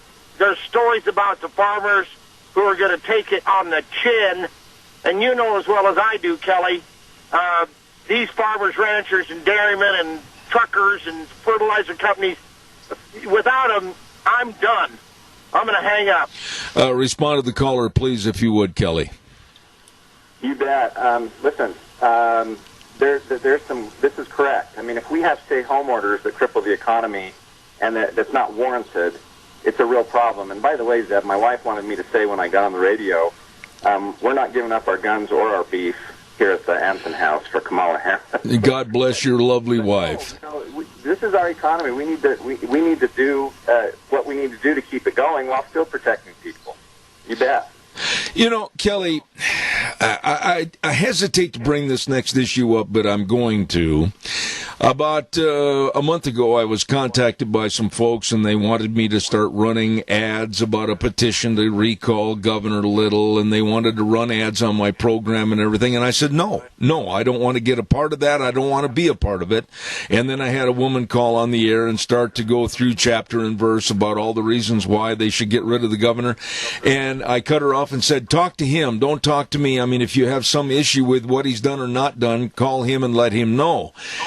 What about the status of being a governor, regardless of what state it's in, with the total lack of information, good or bad, on the coronavirus and how they're handling it? I mean, not every governor is going to handle it the same way, and for Pete's sakes, there's not a playbook on what to do. Well, that's a good point, and it kind of goes back to my comment about Monday morning quarterbacking. You know, when this broke out, I realized fairly quick what a political bomb it is. Because if you think about it, let's say you have an outbreak in your state of any disease, and you go to great measures to stop that disease, and you're successful, then people will be inclined to say, see, it was nothing, you went overboard. If, on the other hand, you do nothing and the disease sweeps through the country and kills everybody, then they're going to blame you for doing nothing. So it's a hot potato the minute you get it. So that having been said, those who know me know I have been critical of some of the steps the governor has taken, and I'm the majority caucus chair. I'm one of the Republican leaders in the Senate. We issued a letter to the governor outlining our trouble with it. So has my colleague Scott Betke from my own district here. He's sent a letter to the governor. So, you know, I don't begrudge people from taking advantage of pursuing a recall if that's what they feel is the right thing to do. But it is, you're correct, it's a tough thing to handle, and in my own concern and critique, I've tried to keep that in mind as I've done my own Monday morning quarterbacking on the deal. Well, I think that we're seeing, I'll use Governor Cuomo of New York State as an example. Now, there was a governor that absolutely showed total inhumane reaction as to how it was handled with the senior citizens in the nursing homes. There was no thought whatsoever. There was no talking to other people in the medical profession, per se, and you could really point your finger at him. But other governors, including our own, I honestly think they were flying by the seat of their pants, if you will, and decisions had to be made, good, bad, or ugly, and I don't think you can literally say a recall is necessary to throw the baby out with the bathwater. That's my opinion. Well, and it shows the hypocrisy that takes place also. I'm just telling you, Zeb, in the media. You look at Governor Cuomo. I mean, he was the first to criticize President Trump for pointing out that it's a Chinese, related problem. He also told the people in New York, go about their business. This isn't real. That's right. And within, a month, of course, it was a whole other story, and he was criticizing President Trump for not doing anything. So, if you want to look at a recall, there would be one warranted as well. And, yeah, Jeff, I think, you're hitting it on the head. This is these are politicized things. And like I said, I've done my own critiquing on the back end. But,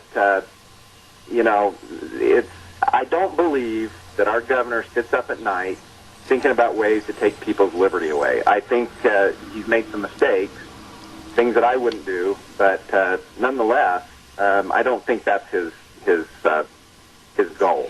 Very well stated. A real quick question and a short answer on this because I'm almost out of time, Kelly. On a special session like this that's coming up, is there any kind of time duration or time concerns as to the longevity of how long you'll be in special session? Well, I certainly am concerned about it. I don't want it to last very long at all. It will be limited in its scope, like I said. So I had a telephone conference with Senate leadership last night, and our goal is 1 day. We are giving ourselves a contingency of 2 days.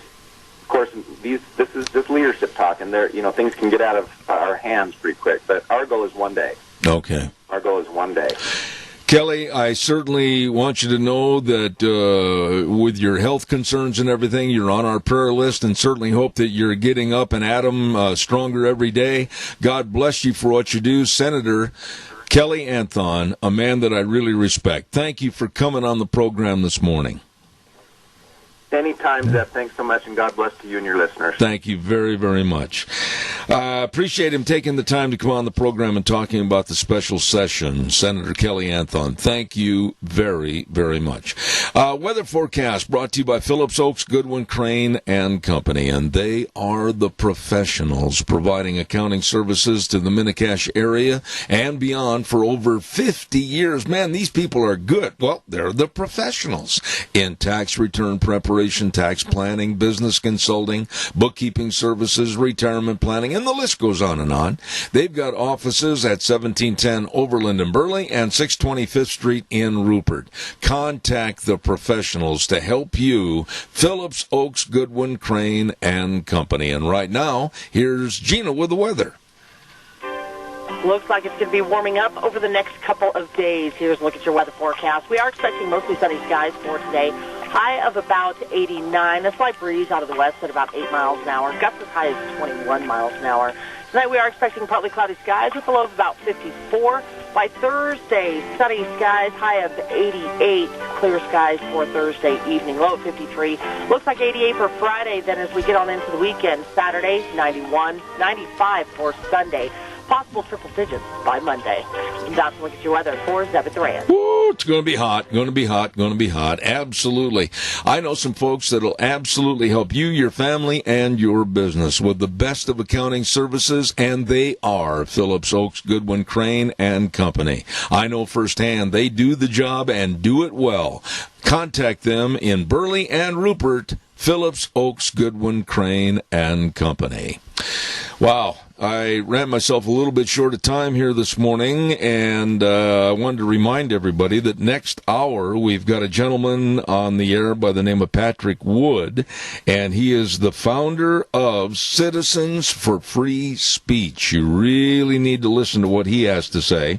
And then at 10:30 this morning, we've got Dr. Lee Gross coming on the program, so I'm looking forward to that. Real quick, I want to remind you about Patterson's Electronics. We've had these folks on the air for quite some time, and I really appreciate what they do and the knowledge that they have about everything in electronics, whether it's the home theater systems, video surveillance cameras, car stereos and speakers, all the complete sound systems and the TVs. My goodness, they got Samsung, Sony, Toshiba, LG TVs, a great selection. And they're open Monday through Saturday, 9 to 6. And I tell you what, if you've got any questions, they have the answers at Patterson's Electronics, 421 East Main in Burley. The number to call, 678-6997. Well, as you know, the Cassia County Fair and Rodeo is going to be starting this Saturday with the great big concert, the Neil McCoy concert, coming up on Saturday night. And there's a lot of merchants in the area that want you to come to Burley for the Cassia County Fair and Rodeo, and they include Butte Irrigation at 116 South, 600 West, Highway 27 in Paul, or the other location on Kimberly Road right there at Red Cap Corner. My, they've got the Kimberly and the Paul stores floors. And remember, Butte Irrigation always says, we'll get you wet. Don't forget, fall is the time to put in the new Zomatic pivots. I bit my tongue. And don't forget to call Butte Irrigation in Paul and Kimberly.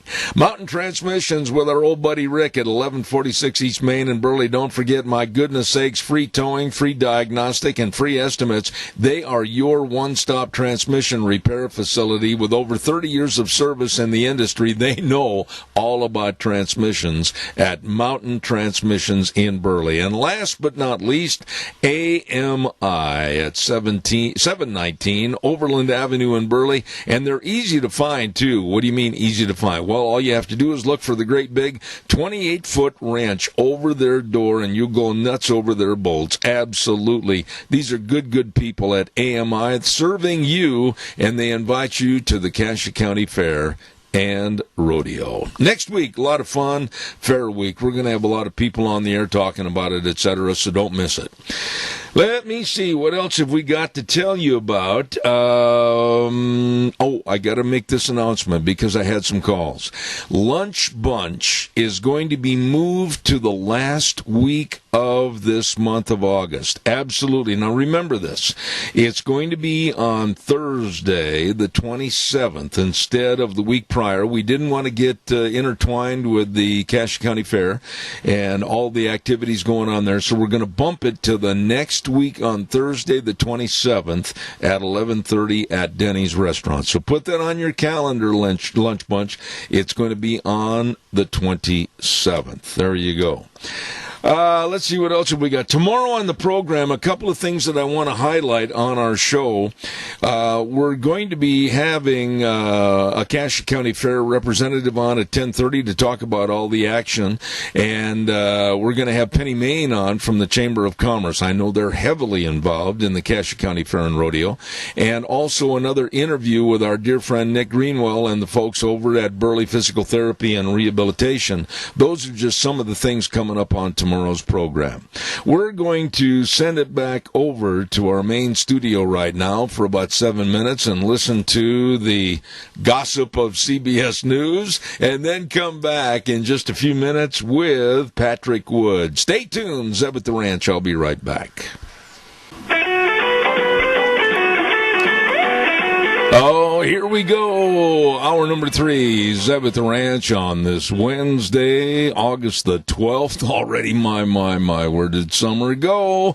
And don't forget, we're brought to you by our major sponsor, your Burley. And, of course, around the area, Paul, Rupert, and Twin, all the area Magic Valley Les Schwab Tire Centers, all 7 locations, serving you in a very safe, clean environment, and, of course, the best in tires. And Burley Physical Therapy and Rehabilitation at 1263 Bennett Avenue, Suite 2 in Burley, helping you get back to being you.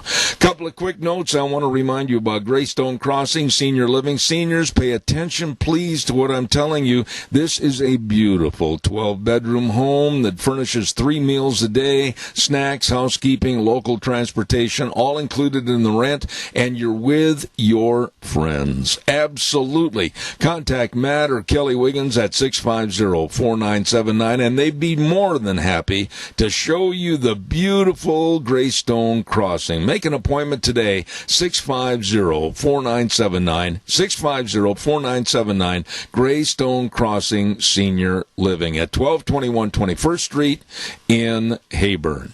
A quick note, too, about your financial security and future with silver purchases. Oh, yes, Deanne and I started doing that quite some time ago. 7K Metals. You need to find out more information, and I know just the people that can share it with you. Lon Hardy at 312-8699 or Sharon at 430-3259. Mention my name, and they'll take all the time and the effort to tell you all about silver purchases that come right to your home with 7K Metals. You be sure and call them today.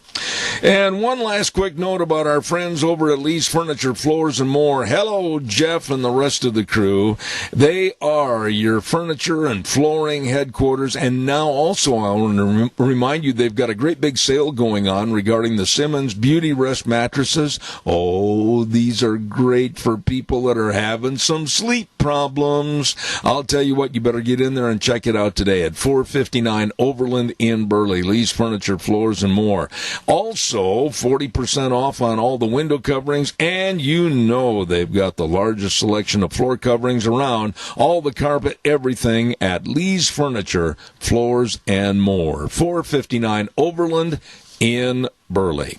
Right now, let's go to the phone line, and we've had this gentleman on before, and I look forward to having him on again. The founder of Citizens for Free Speech, which seems to be going down the drain as of late. Good morning, Patrick Wood. How are you? Good morning, Seb. I'm doing great. Thank you. You know, sir, I am so glad to have you back on, especially today, the day after the announcement of the Biden campaign to pick and choose for the vice presidential nominee, Kamala Harris. This woman and now this campaign is going to be centered around taking away a lot of things from America, one of which we're seeing without them even having to make a comment, and we're seeing a loss of free speech in our United States of America. What are your thoughts? And then we'll kind of dip into it in a more channeled fashion. Well, I almost hate to say it. This is just my personal opinion here. I almost wonder if the pick of Harris is designed to actually scuttle Biden's campaign. I never would have imagined that he would have picked her in particular. But she has not only the wrath of the right, but also the radical left is very upset with Biden that he has picked Harris for his running mate. And if Biden were to be elected, it's almost certain that the vice president would become president at some point before the end of his term. And the danger and risk there, of course, is not only would we potentially have a very crazy president, but constitutionally, the president, a lame duck president like that, gets to pick their vice president who will serve the remainder of the term, which would leave Harris the freedom to just arbitrarily pick somebody else. And who knows who she'd pick, but it would be a very significant catastrophe in America if Biden were to be elected with Harris. And yes, free speech is on the chopping block like never before in the history of our country. I've never seen anything like this, and I'm an old man. I'm 72 years old, and in my lifetime, I never thought I'd see the denigration and degradation of our values of our Constitution being ready to be flushed down the toilet. And one of which is what's going on with the pandemic, the coronavirus, and the mask wearing. And I thought I'd kind of lead into it with that. We are literally having people say, "Thou shalt do this or else," and it's occurring all over the United States. Your thoughts, please. It is, and it's happening around the world as well. It's not just in America, but it's bad enough here for sure, and it seems like the irrational behavior of normally thinking people, and I'm not talking about the mayors and the governors and stuff. I'm just talking about people on the street. The totally irrational behavior of people who are working in stores, who are going into stores, who are going out their business in the workplace, et cetera, is just stunning. It's like a massive deception that people have fallen under. We used to kind of joke about mass hallucination. Can groups of people see the same hallucination? Well, we thought that was possible 40 years ago. But today, this is exactly what we're seeing. And people are falling into this trap at the detriment of their own health, number one, and, of course, number two, in complete defiance of the U.S. Constitution. And you're right. I've never seen anything like this in my lifetime either. Well, Crazy. I got to tell you, Patrick, when I turned on the news this morning at 4 o'clock in the morning and started taking notes for my program this morning, I was absolutely, my jaw dropped when I heard that there are legislators in the state of Wisconsin that are pushing for a mask-wearing mandatory movement in your home if you're alone, and to be kept on even during sexual relations. And in Tennessee and Nashville, there is a city councilwoman that is pushing forth the idea that if you don't wear a mask where they say it's mandatory, you should be arrested and charged with attempted murder. This is insanity. It's a little bit beyond insanity, isn't it? Every one of the health departments around the various states have legislation in place that gives the governor authority, in periods of emergency, like if tuberculosis broke out or whatever in a state. And that legislation is probably useful to some. But in Arizona especially, I've seen this in some other states as well, it is always specified that the emergency must be declared upon the presentation of clear science that it is necessary to do so. In other words, they have to be backed up by absolutely clear and completely defensible science. And this has not happened in America. These people have no science whatsoever to support social distancing or the wearing of face masks. They do not work. And there have been scores of scientists, doctors, epidemiologists who have come out and fought against the World Health Organization, fought against local authorities like the CDC and so on in America, to try to set the record straight. These things do not work. And yet, in defiance of pseudoscience and shaky, analysis, governors and mayors have proceeded down this path, which honestly makes every one of these mandates illegal right on the face of it because they don't have the science to back it up.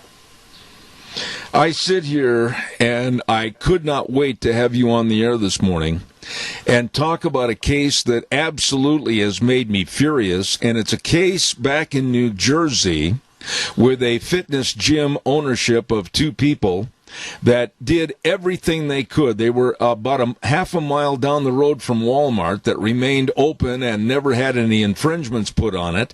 But this gym, they moved all the equipment more than a social distance away. They required masks. They required hand sanitizers. They went through and sanitized every piece of equipment after someone used it. And yet the governor of New Jersey was coming down on them like a fly to a plate of milk. They defied the governor and said this is their livelihood. They're going to go broke and lose everything if they don't stay open. And finally, yesterday, the governor of New Jersey revoked their business license. This is not the America that I was born and raised in. It's not. And, I would look at it kind of like this.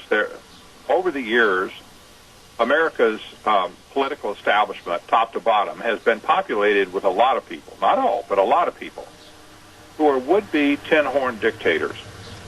And they've been constrained by the office, by the law, by people who scrutinize them and hold them accountable. But now that this COVID thing has come to light and this paranoia has spread, the fear has spread, and the gates have been opened for these people to actually begin to act out their fantasies of being dictators. They are doing so. And we see examples of this all across America. And some people just, that's humorous, that's ridiculous, that's just a one-off, expression, somebody made a mistake or whatever. That's not true.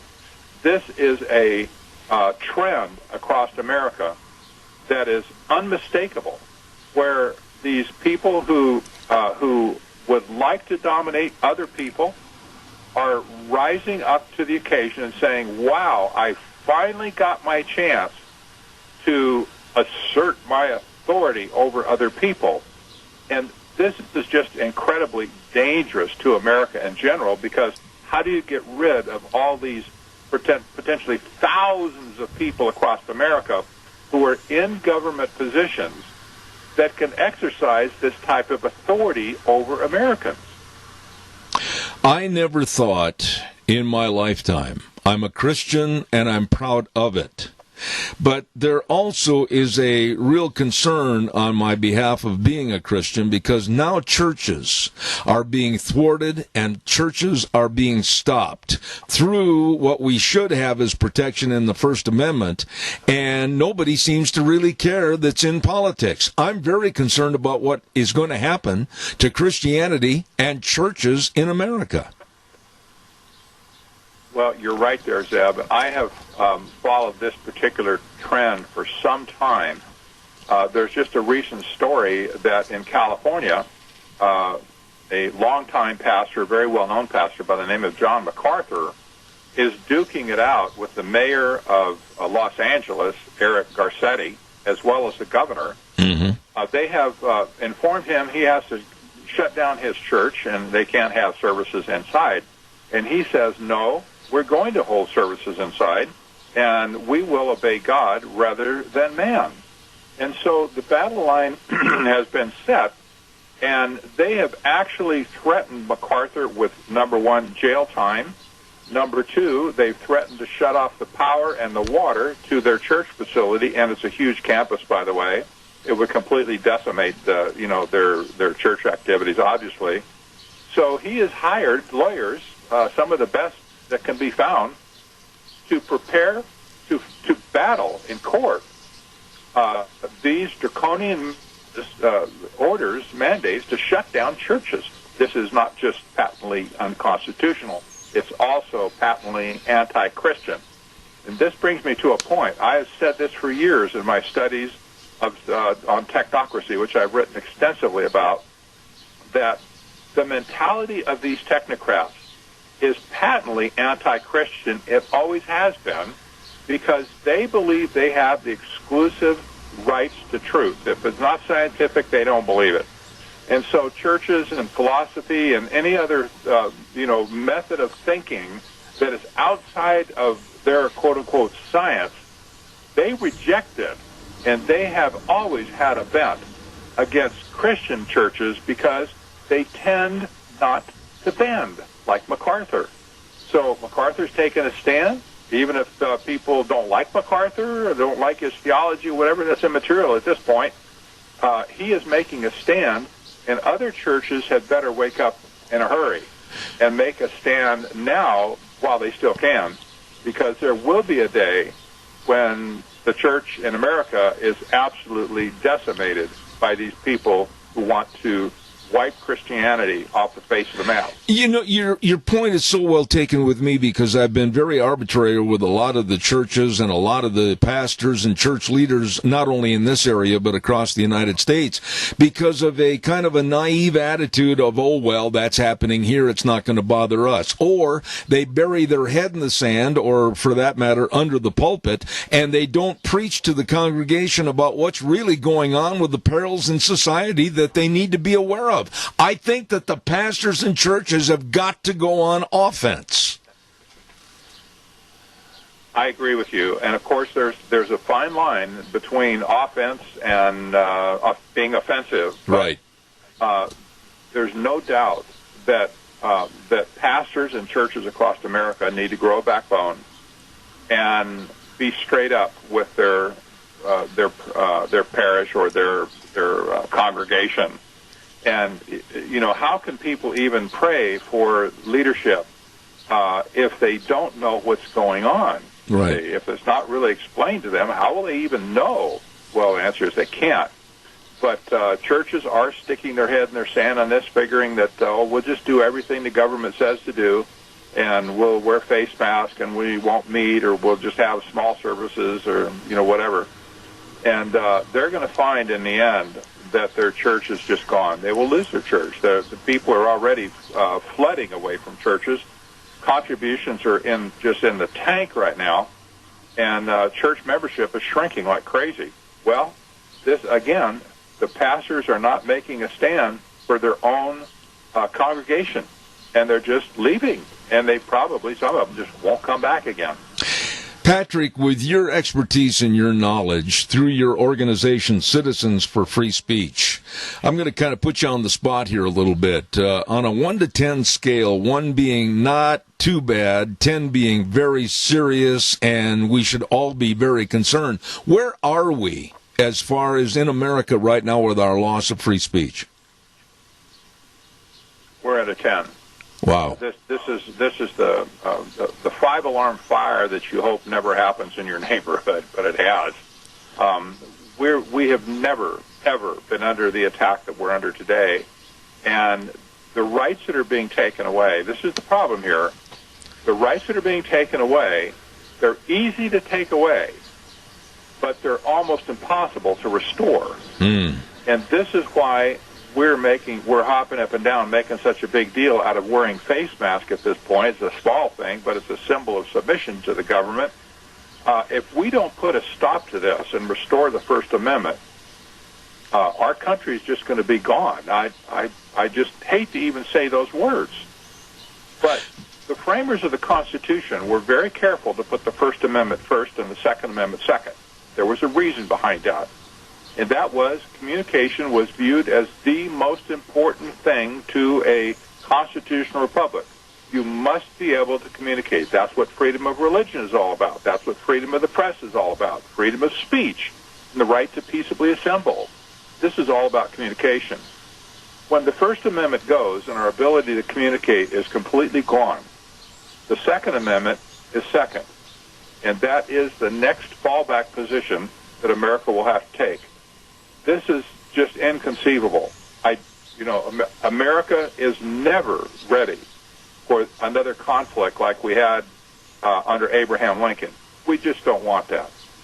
But right now, if we don't do something to save the First Amendment, just as sure as the sun comes up in the east, we're going to see major conflict in America as people just are dysfunctional in their communication.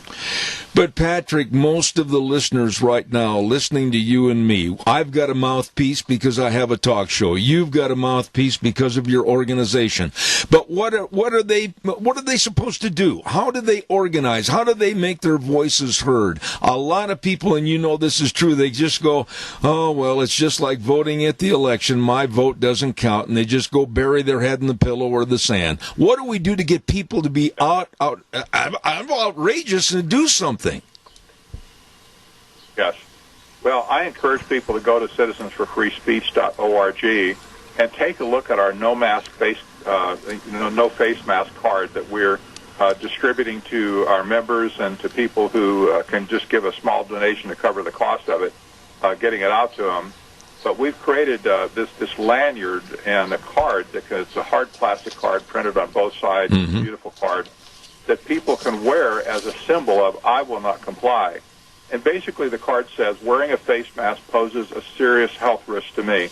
This just throws a monkey wrench into the wearing of a face mask, and it gives somebody an opportunity to wear something else besides a face mask, a muzzle on their face, saying, I will not comply. And we need to have hundreds of thousands of Americans around the country adopt this position. We simply will not comply, and then don't comply, and make so much of a stink on the ground with businesses, with organizations, government organizations, and just people on the street, make such a stink that other people will look at you and say, you know what, you're right. And we're going to stop this. Absolutely. We're just not going to play ball with these people. Absolutely. That's the only way at this point that we can really mount a protest. And I'd be happy. Citizens for Free Speech is leading the way, to this national protest. We need to stand up and be heard and seen. Absolutely. In American society. I wished I had more time. I find you to be one of the most valuable guests I have on my program. I thank you for what you said and being on the show, but please consent to come back in the future, the very near future. Patrick Wood, the founder of Citizens for Free Speech, God bless you, sir, and thank you so much. My pleasure, Zeb. Thank you, sir. He's right, 100% right. Our free speech, our Constitution, are all hanging in the balance right now. Before we go to a break at the bottom of the hour, I want to remind everybody, of course, that the Cache County Fair is going to be starting on Saturday, and I've got some of the great merchants that are helping celebrate the Cache County Fair, and they'd like you to come on over. They include Mountain Transmissions at 1146 East Main in Burley. Hello, Rick. I'm telling you what, this guy and his staff, they know transmissions. Your one-stop transmission repair facility. They've got all the years of experience and the best of technology at Mountain Transmissions in Burley. Kelly's Bearings, 1407 East Main in Burley. Don't forget, don't let your system and your machine sit there while you're waiting for a part. They've got all the bearings, the chains, the brackets. I'm telling you what, they've got it all. Zach and Brett can help you, the bearing specialists at Kelly Bearing in Burley. And Baker Brothers Pump Service. Don't you forget, 103 West, 500 South of Burley. Number to call, 678-9042. They are your one-stop shop for all your pump service needs. I know they've worked for us. They are very fast and reliable. Baker Brothers Pump Service, don't forget, 103 West, 500 South of Burley. Those are just a few of the merchants that are asking you to attend the Cache County Fair and Rodeo. Hey, by the way, there is going to be a big sale put on by Bennett Boys Auction Service, and it's going to be on this Saturday, and that's, of course, August 15th over in Shoshone at 470 North, 375 West. You go north of Shoshone at Johnny's Country Store, turn west, look for the signs. They'll get you right to it. Don't forget, it's the Jerome Fitzgerald Estate Sale, and it's going to be this Saturday starting at 11 o'clock. And they're going to have all kinds of vehicles and oldie goldies. They're going to have horse equipment, saddles, bits, neck yokes, hames, etc., shop items, Black & Decker drill saw, and they're going to have furniture. They've got all kinds of antiques. It's going to be quite a sale this coming Saturday, managed by the Bennett Boys Auction Service. No sale too big, no sale too small. The Bennett Boys, they sell them all. Right now, let's send it back over to our studio. I'll be back in about 3 minutes. And now, back to Zeb at the Ranch on AM 1230 KBAR. To reach Zeb, call 436-2244 or toll free 1-866-927-4587. And now, here is Zeb Bell. Real quick note, don't forget that the Riverview Urgent Care in Burley, Urgent Care of Twin Falls, and Urgent Care of Jerome want you to know that for the sports physicals for this fall season, don't forget they're only $10 at the Urgent Care. And, of course, 100% of your money spent will go right back to your school's athletic program. This is valid for the entire month of August. Normally they're $20, now just $10. No appointments necessary. Get in and support the Riverview Urgent Care in Burley, along with Urgent Care of Jerome and Urgent Care of Twin Falls. $10 sports physicals, and the money goes right back to your school's athletic program. You stop in and see them today. Right now, I know we're running a little bit late, and so I want to say a good morning to a gentleman that's not been on my program before. He is the president of Docs for Patient Care Foundation and owner of Epiphany Health. Good morning, Dr. Lee Gross. How are you? I am doing outstanding. Thanks so much for having me. Well, it's my pleasure. You know, you're coming onto this program at a time when I absolutely have got a lot of questions, and I'm sure a man of your position has better answers than I would come up with. The COVID-19 has taken over the focus of America. It's taken over our politics. It's taken over our lives. It's taken over our sports. It's taken over everything. What are your thoughts about how we're handling this situation, COVID-19? Yeah, so, we're letting fear win. There's so much hysteria right now in the country that really, quite frankly, just doesn't make a whole lot of sense. And it seems like the closer we get towards opening schools around the country, that the front page news and that hysteria and that panic just seems to keep escalating and growing. I'm pleased right now to see actually an event at the White House this afternoon that's going to be celebrating the opening of schools, the safe and responsible opening of schools. The president has put a path forward towards common sense approaches that can allow flexibility for the individuals and for the families and the individual school boards. So I'm looking forward to seeing schools here opening in Florida, which is where I am, coming up starting next week. Dr. Gross, your studies and your medical studies and your practice and what you do daily, how much do we know or not know about this virus? Is there something about it that is completely different, completely new and innovative, or is it something like all viruses we're going to have to live with for the entirety of the future? Well, coronaviruses have been around for forever. If you look at a bottle of Lysol from the 1970s, it lists coronavirus on there. However, this particular strain of coronavirus is a novel new strain, which does appear to have made a leap from an animal, quite probably a bat, to humans, and then has gained the ability to jump from human to human. The question is, because it's an absolutely new virus, we have no idea what the behavior of this is. So when you were looking at this virus in Spain and Italy, you were seeing a 5 to 7% death rate, whereas here in the United States, this virus is appearing to have about a 0.3% death rate. Now, we mourn every single death, and if the death is in a friend or your family member, your death rate is 100%. But a 0.3% death rate is comparable to a bad season of the flu. And if we look how this virus is affecting children, this virus actually, while children are getting sick, there have been less children that have died in the United States of COVID than last year's flu season. And we had a vaccine for that. 80% of the children that died of influenza last year didn't receive the vaccine. So we're seeing public polls here in the United States where 70% of American adults will refuse a vaccine when it's available. Only 30% are committed to taking it. So if we need to get to 80% of people either catching it or being vaccinated from it to beat this, then the only way through this is for people to get infected.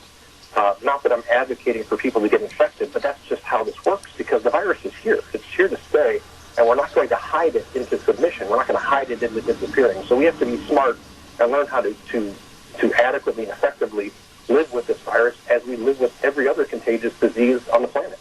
Dr. Gross, I want to get into your businesses in just a moment, but I want to ask you this too. I'm very blunt on this program, and I honestly, firmly believe that the promotion, if you will, of this coronavirus and COVID-19 is nothing more than a political ploy. I feel that way, and you can correct me if you think I'm wrong. Well, there's absolutely no question that politics is involved in the response and in the hysteria. I wonder what this virus would look like had this happened in a non-election year. I think that the response would have been completely different. I think you would not have seen pushback against medications and research on medications that have been basically around for decades. I think that you wouldn't have the pushback you're having around mask discussion. You wouldn't have the pushback and the politicization of healthcare, which is essentially along party lines at this point. It's actually quite sad. Let me ask you a little bit about your businesses. You are the president of Docs for Patient Care Foundation. What does that mean exactly, and give us an explanation. The Docs for Patient Care Foundation is a health policy organization run by all practicing physicians as our board members. So what we found when we were working in health policy around the country is that the people making the health policy decisions had no health experience whatsoever. They'd never seen a patient. They'd never practiced medicine. And so what we try to do is we try to connect up those experienced in the delivery of health care to those that are making health care policies so that the decisions coming out of, say, Washington or Idaho or other states make sense for the doctor and the patient. It seems like all the reforms actually just forgot about the two most important aspects of health care, which is the person receiving the health care and the person giving the health care. Now, what about, how does that dovetail into Epiphany Health? So Epiphany Health is one of the nation's first direct primary care practices. This is an insurance-free, third-party-free relationship directly between a doctor and a patient. And unlike traditional fee-for-service medical practices, this is a subscription-based healthcare service for your primary care needs. So for our practice, it happens to be $65 a month and as low as $10 a month for children. And after that, we don't bill insurance. We don't bill the patient for any services provided in our office. So for less than a cell phone, you can get about 80 to 90% of all your health care needs met. That way you allow insurance to be true insurance, which is a hedge against a catastrophic loss. Instead of using your insurance pay and finance every single little sniffles, stuffy nose, and we don't use our insurance to then manage very simply managed and affordably managed chronic diseases like diabetes and high blood pressure and high cholesterol. Let me ask you this, Dr. Gross. Are your concepts and your business, are they growing in popularity in other parts of the country? So when we started our practice in 2010, there were a handful of practices all around the country. Fast forward to 2020, we now have well over 1,000 practices in all 50 states, including Idaho. We have legislation that we've passed in 29 states that helps support the practice model. The president has issued an executive order last year on expanding the tax treatment for practices like this. The Internal Revenue Service is working on that issue as we speak. And so it is absolutely growing. And we're excited to see it transition. It's helping. It's growing in rural areas. It's growing in urban areas. It's growing in inner city areas. And we're seeing patients of all varieties access care that were normally sort of carved out of the care because they couldn't afford to access the care. And now when we have 32 million Americans that are out of work, that have their work and their health care attached to one another, these people are going to be seeking affordable access to health care services. And the direct primary care services and practices are a perfect lifeboat for those. So if you wanted to find a practice near you, you could just simply look up direct primary care, and you'll find practices near you. Those are the key words, direct primary care. You can also look at our website for more information. It's D4PCFoundation.org. That's Doctors for Patient Care Foundation. How would this business and what you're doing, which I think is absolutely fantastic in healthcare, how would this be affected if someone like Kamala Harris and her dictates of one-size-fits-all insurance coverage for healthcare, how would that be affected if she eventually became the president of the United States? Well, my understanding is she supports the banning of all private insurance. Right. She also supports the Medicare for All legislation, which effectively bans doctors and patients working directly with one another, and it inserts the government directly between the doctor and patient. And the interesting thing is that the people that are supporting government takeover of healthcare are also the same people that are criticizing the government's response to COVID, to coronavirus. So if you don't think the government can handle a response to one single virus, why do you think that same government is competent to handle the entire U.S. healthcare system? And if you disagree ideologically with the current administration, why do you want that administration making your healthcare decisions for you? So what we propose are eliminating obstacles and barriers, decreasing regulations, and allowing doctors and patients to work directly with one another without some third party directly in the middle of them in their personal healthcare business and their personal healthcare choices. Let's take the simple and affordable services, make those affordable for absolutely everybody so that you have access to basic and routine care for everybody. Let's let insurance be insurance, because when you let that happen, the cost of that access or the cost of that coverage becomes quite affordable. Let me ask you this. With your great idea and your explanation here on this program, certainly you must have some adversaries. You must have some opponents that are absolutely out to stop you. Who's your biggest obstacle? Well, I like to think that of them as friends we haven't met yet. There are, the insurance companies, I think the knee-jerk reaction is that this is not good for their business.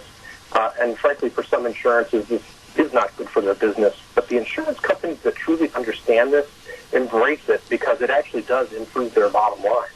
The administrative costs of processing claims for effectively pennies for them cost so much money that when you remove those obstacles and you remove that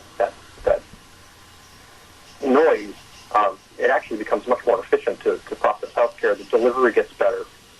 The downstream utilization of healthcare services and the complications go down.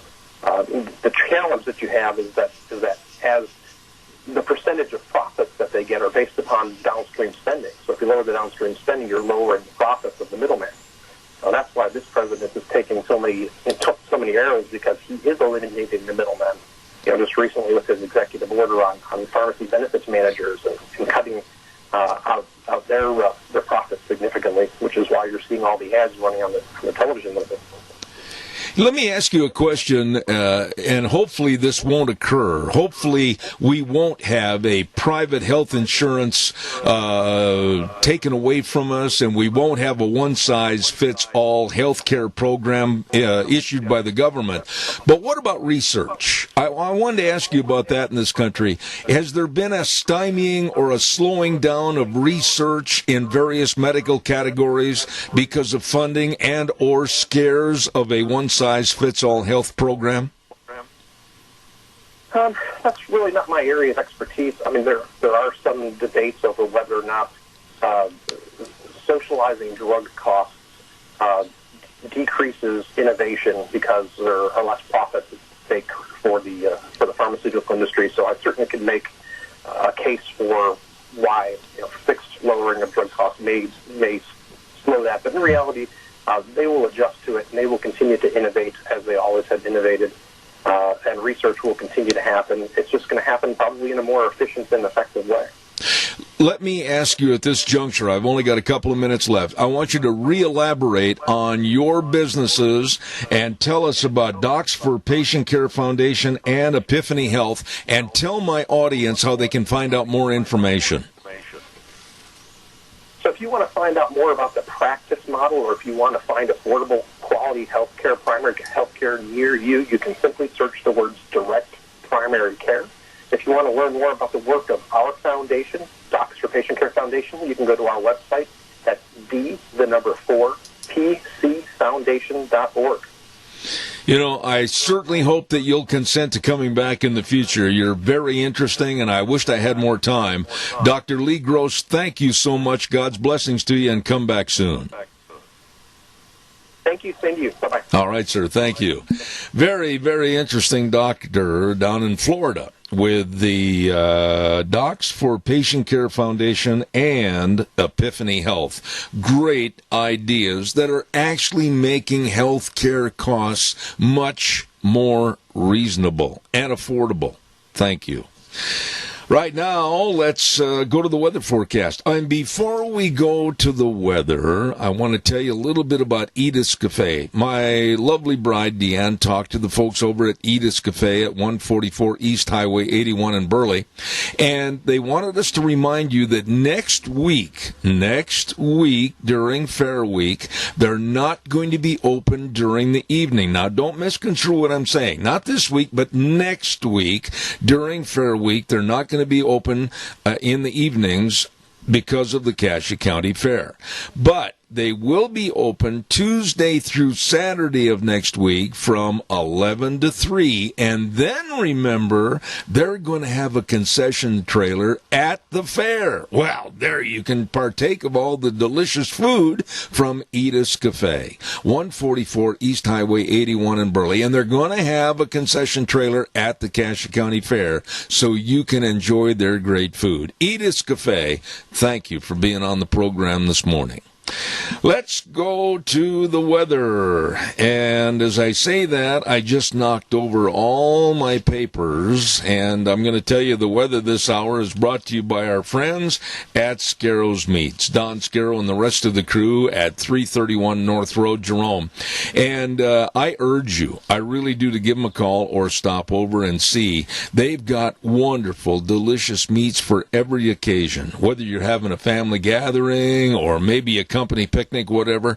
The number to call, 324-7657. And if you want to find out the complete list of everything they have to offer, go to scarrowsmeats.com. Absolutely. All the hams and the different flavored of bacon, the marinated pork ribs, the tri-tips, the bratwurst. Oh, yeah, the bratwurst. You got to have brats. All of this and so much more from Scarrow's Meats. Right now, here's Gina with the weather. Looks like it's going to be warming up over the next couple of days. Here's a look at your weather forecast. We are expecting mostly sunny skies for today. High of about 89. A slight breeze out of the west at about 8 miles an hour. Gusts as high as 21 miles an hour. Tonight we are expecting partly cloudy skies with a low of about 54. By Thursday, sunny skies, high of 88. Clear skies for Thursday evening, low of 53. Looks like 88 for Friday. Then as we get on into the weekend, Saturday, 91, 95 for Sunday. possible triple digits by Monday. And that's a look at your weather for Zeb at the Ranch. Appreciate it, Gina. Thank you very much. Always a job well done on our weather. It's going to be warm. No, it's going to be hot. And the weather, of course, brought to you this hour by Scarrows Meats, 331 North Road, Jerome. And the number to call, 324-7657. Don Scarrow and his great staff, believe me, they are changing the way we eat one delicious bite at a time at Scarrows Meats. Once again, I want to remind you that we've got some outstanding segments tomorrow, including at 9:06, we've got the Chamber Report with Penny Main, and then an interview again with our friends at Burley Physical Therapy and Rehabilitation, along with some of the guests we're going to have on the program, and then, of course, Cassia County School Days.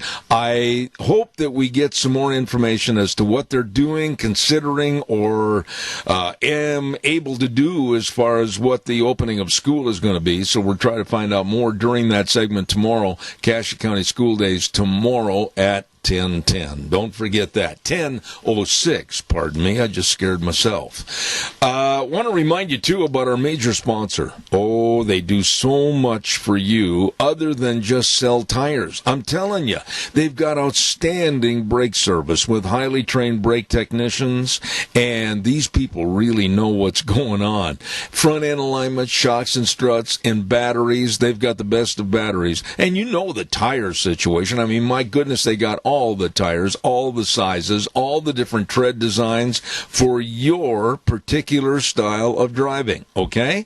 So stop in and see them today. These are really good folks in a very safe, clean environment, and they know what they're doing for your safe driving. James and Buell, Dan on Pole Line in Twin Falls, Lane and Rupert, Mike in Jerome, Dave on Blue Lakes in Twin Falls, the Twist family in Paul, and Trent on Overland in Burley. And don't forget, too, if you're on the farm or on the dairy or on the ranch, they've got a great service truck that can always be there to help you. You better believe it. Your Magic Valley Les Schwab Tire Centers. You get a hold of them today. You know, I am so glad that Minidoka had a fair. And now it's time for the Cassia County Fair to start, and I think I'd like to give them a great big salute and shout-out. I really would. Thank you, Minidoka. They had the nerve to step up to the plate and say, yes, we're going to have our fair. Yes, we're going to honor agriculture. Yes, we're going to have all the exhibits, and the same is true coming up this next week for the Cassia County Fair and Rodeo. They're going to have all the festivities, and I urge you to attend. We cannot live in a bubble. Nor should we. We can't live in a hazmat suit. We can't live behind closed doors like that one congressman wanted everybody to stay indoors, in their home, wearing a mask. This has got to stop. We're on the verge of total ridiculousness, and we've got to live. We've got to live. I urge you to tune in tomorrow morning at 8:06. We'll start it all over again, where we always say the way things were are the way things ought to be. And the 4 words that mean the most to me, in God we trust. Right here, tomorrow morning at 8:06, Zeb at the Ranch. You have a great day.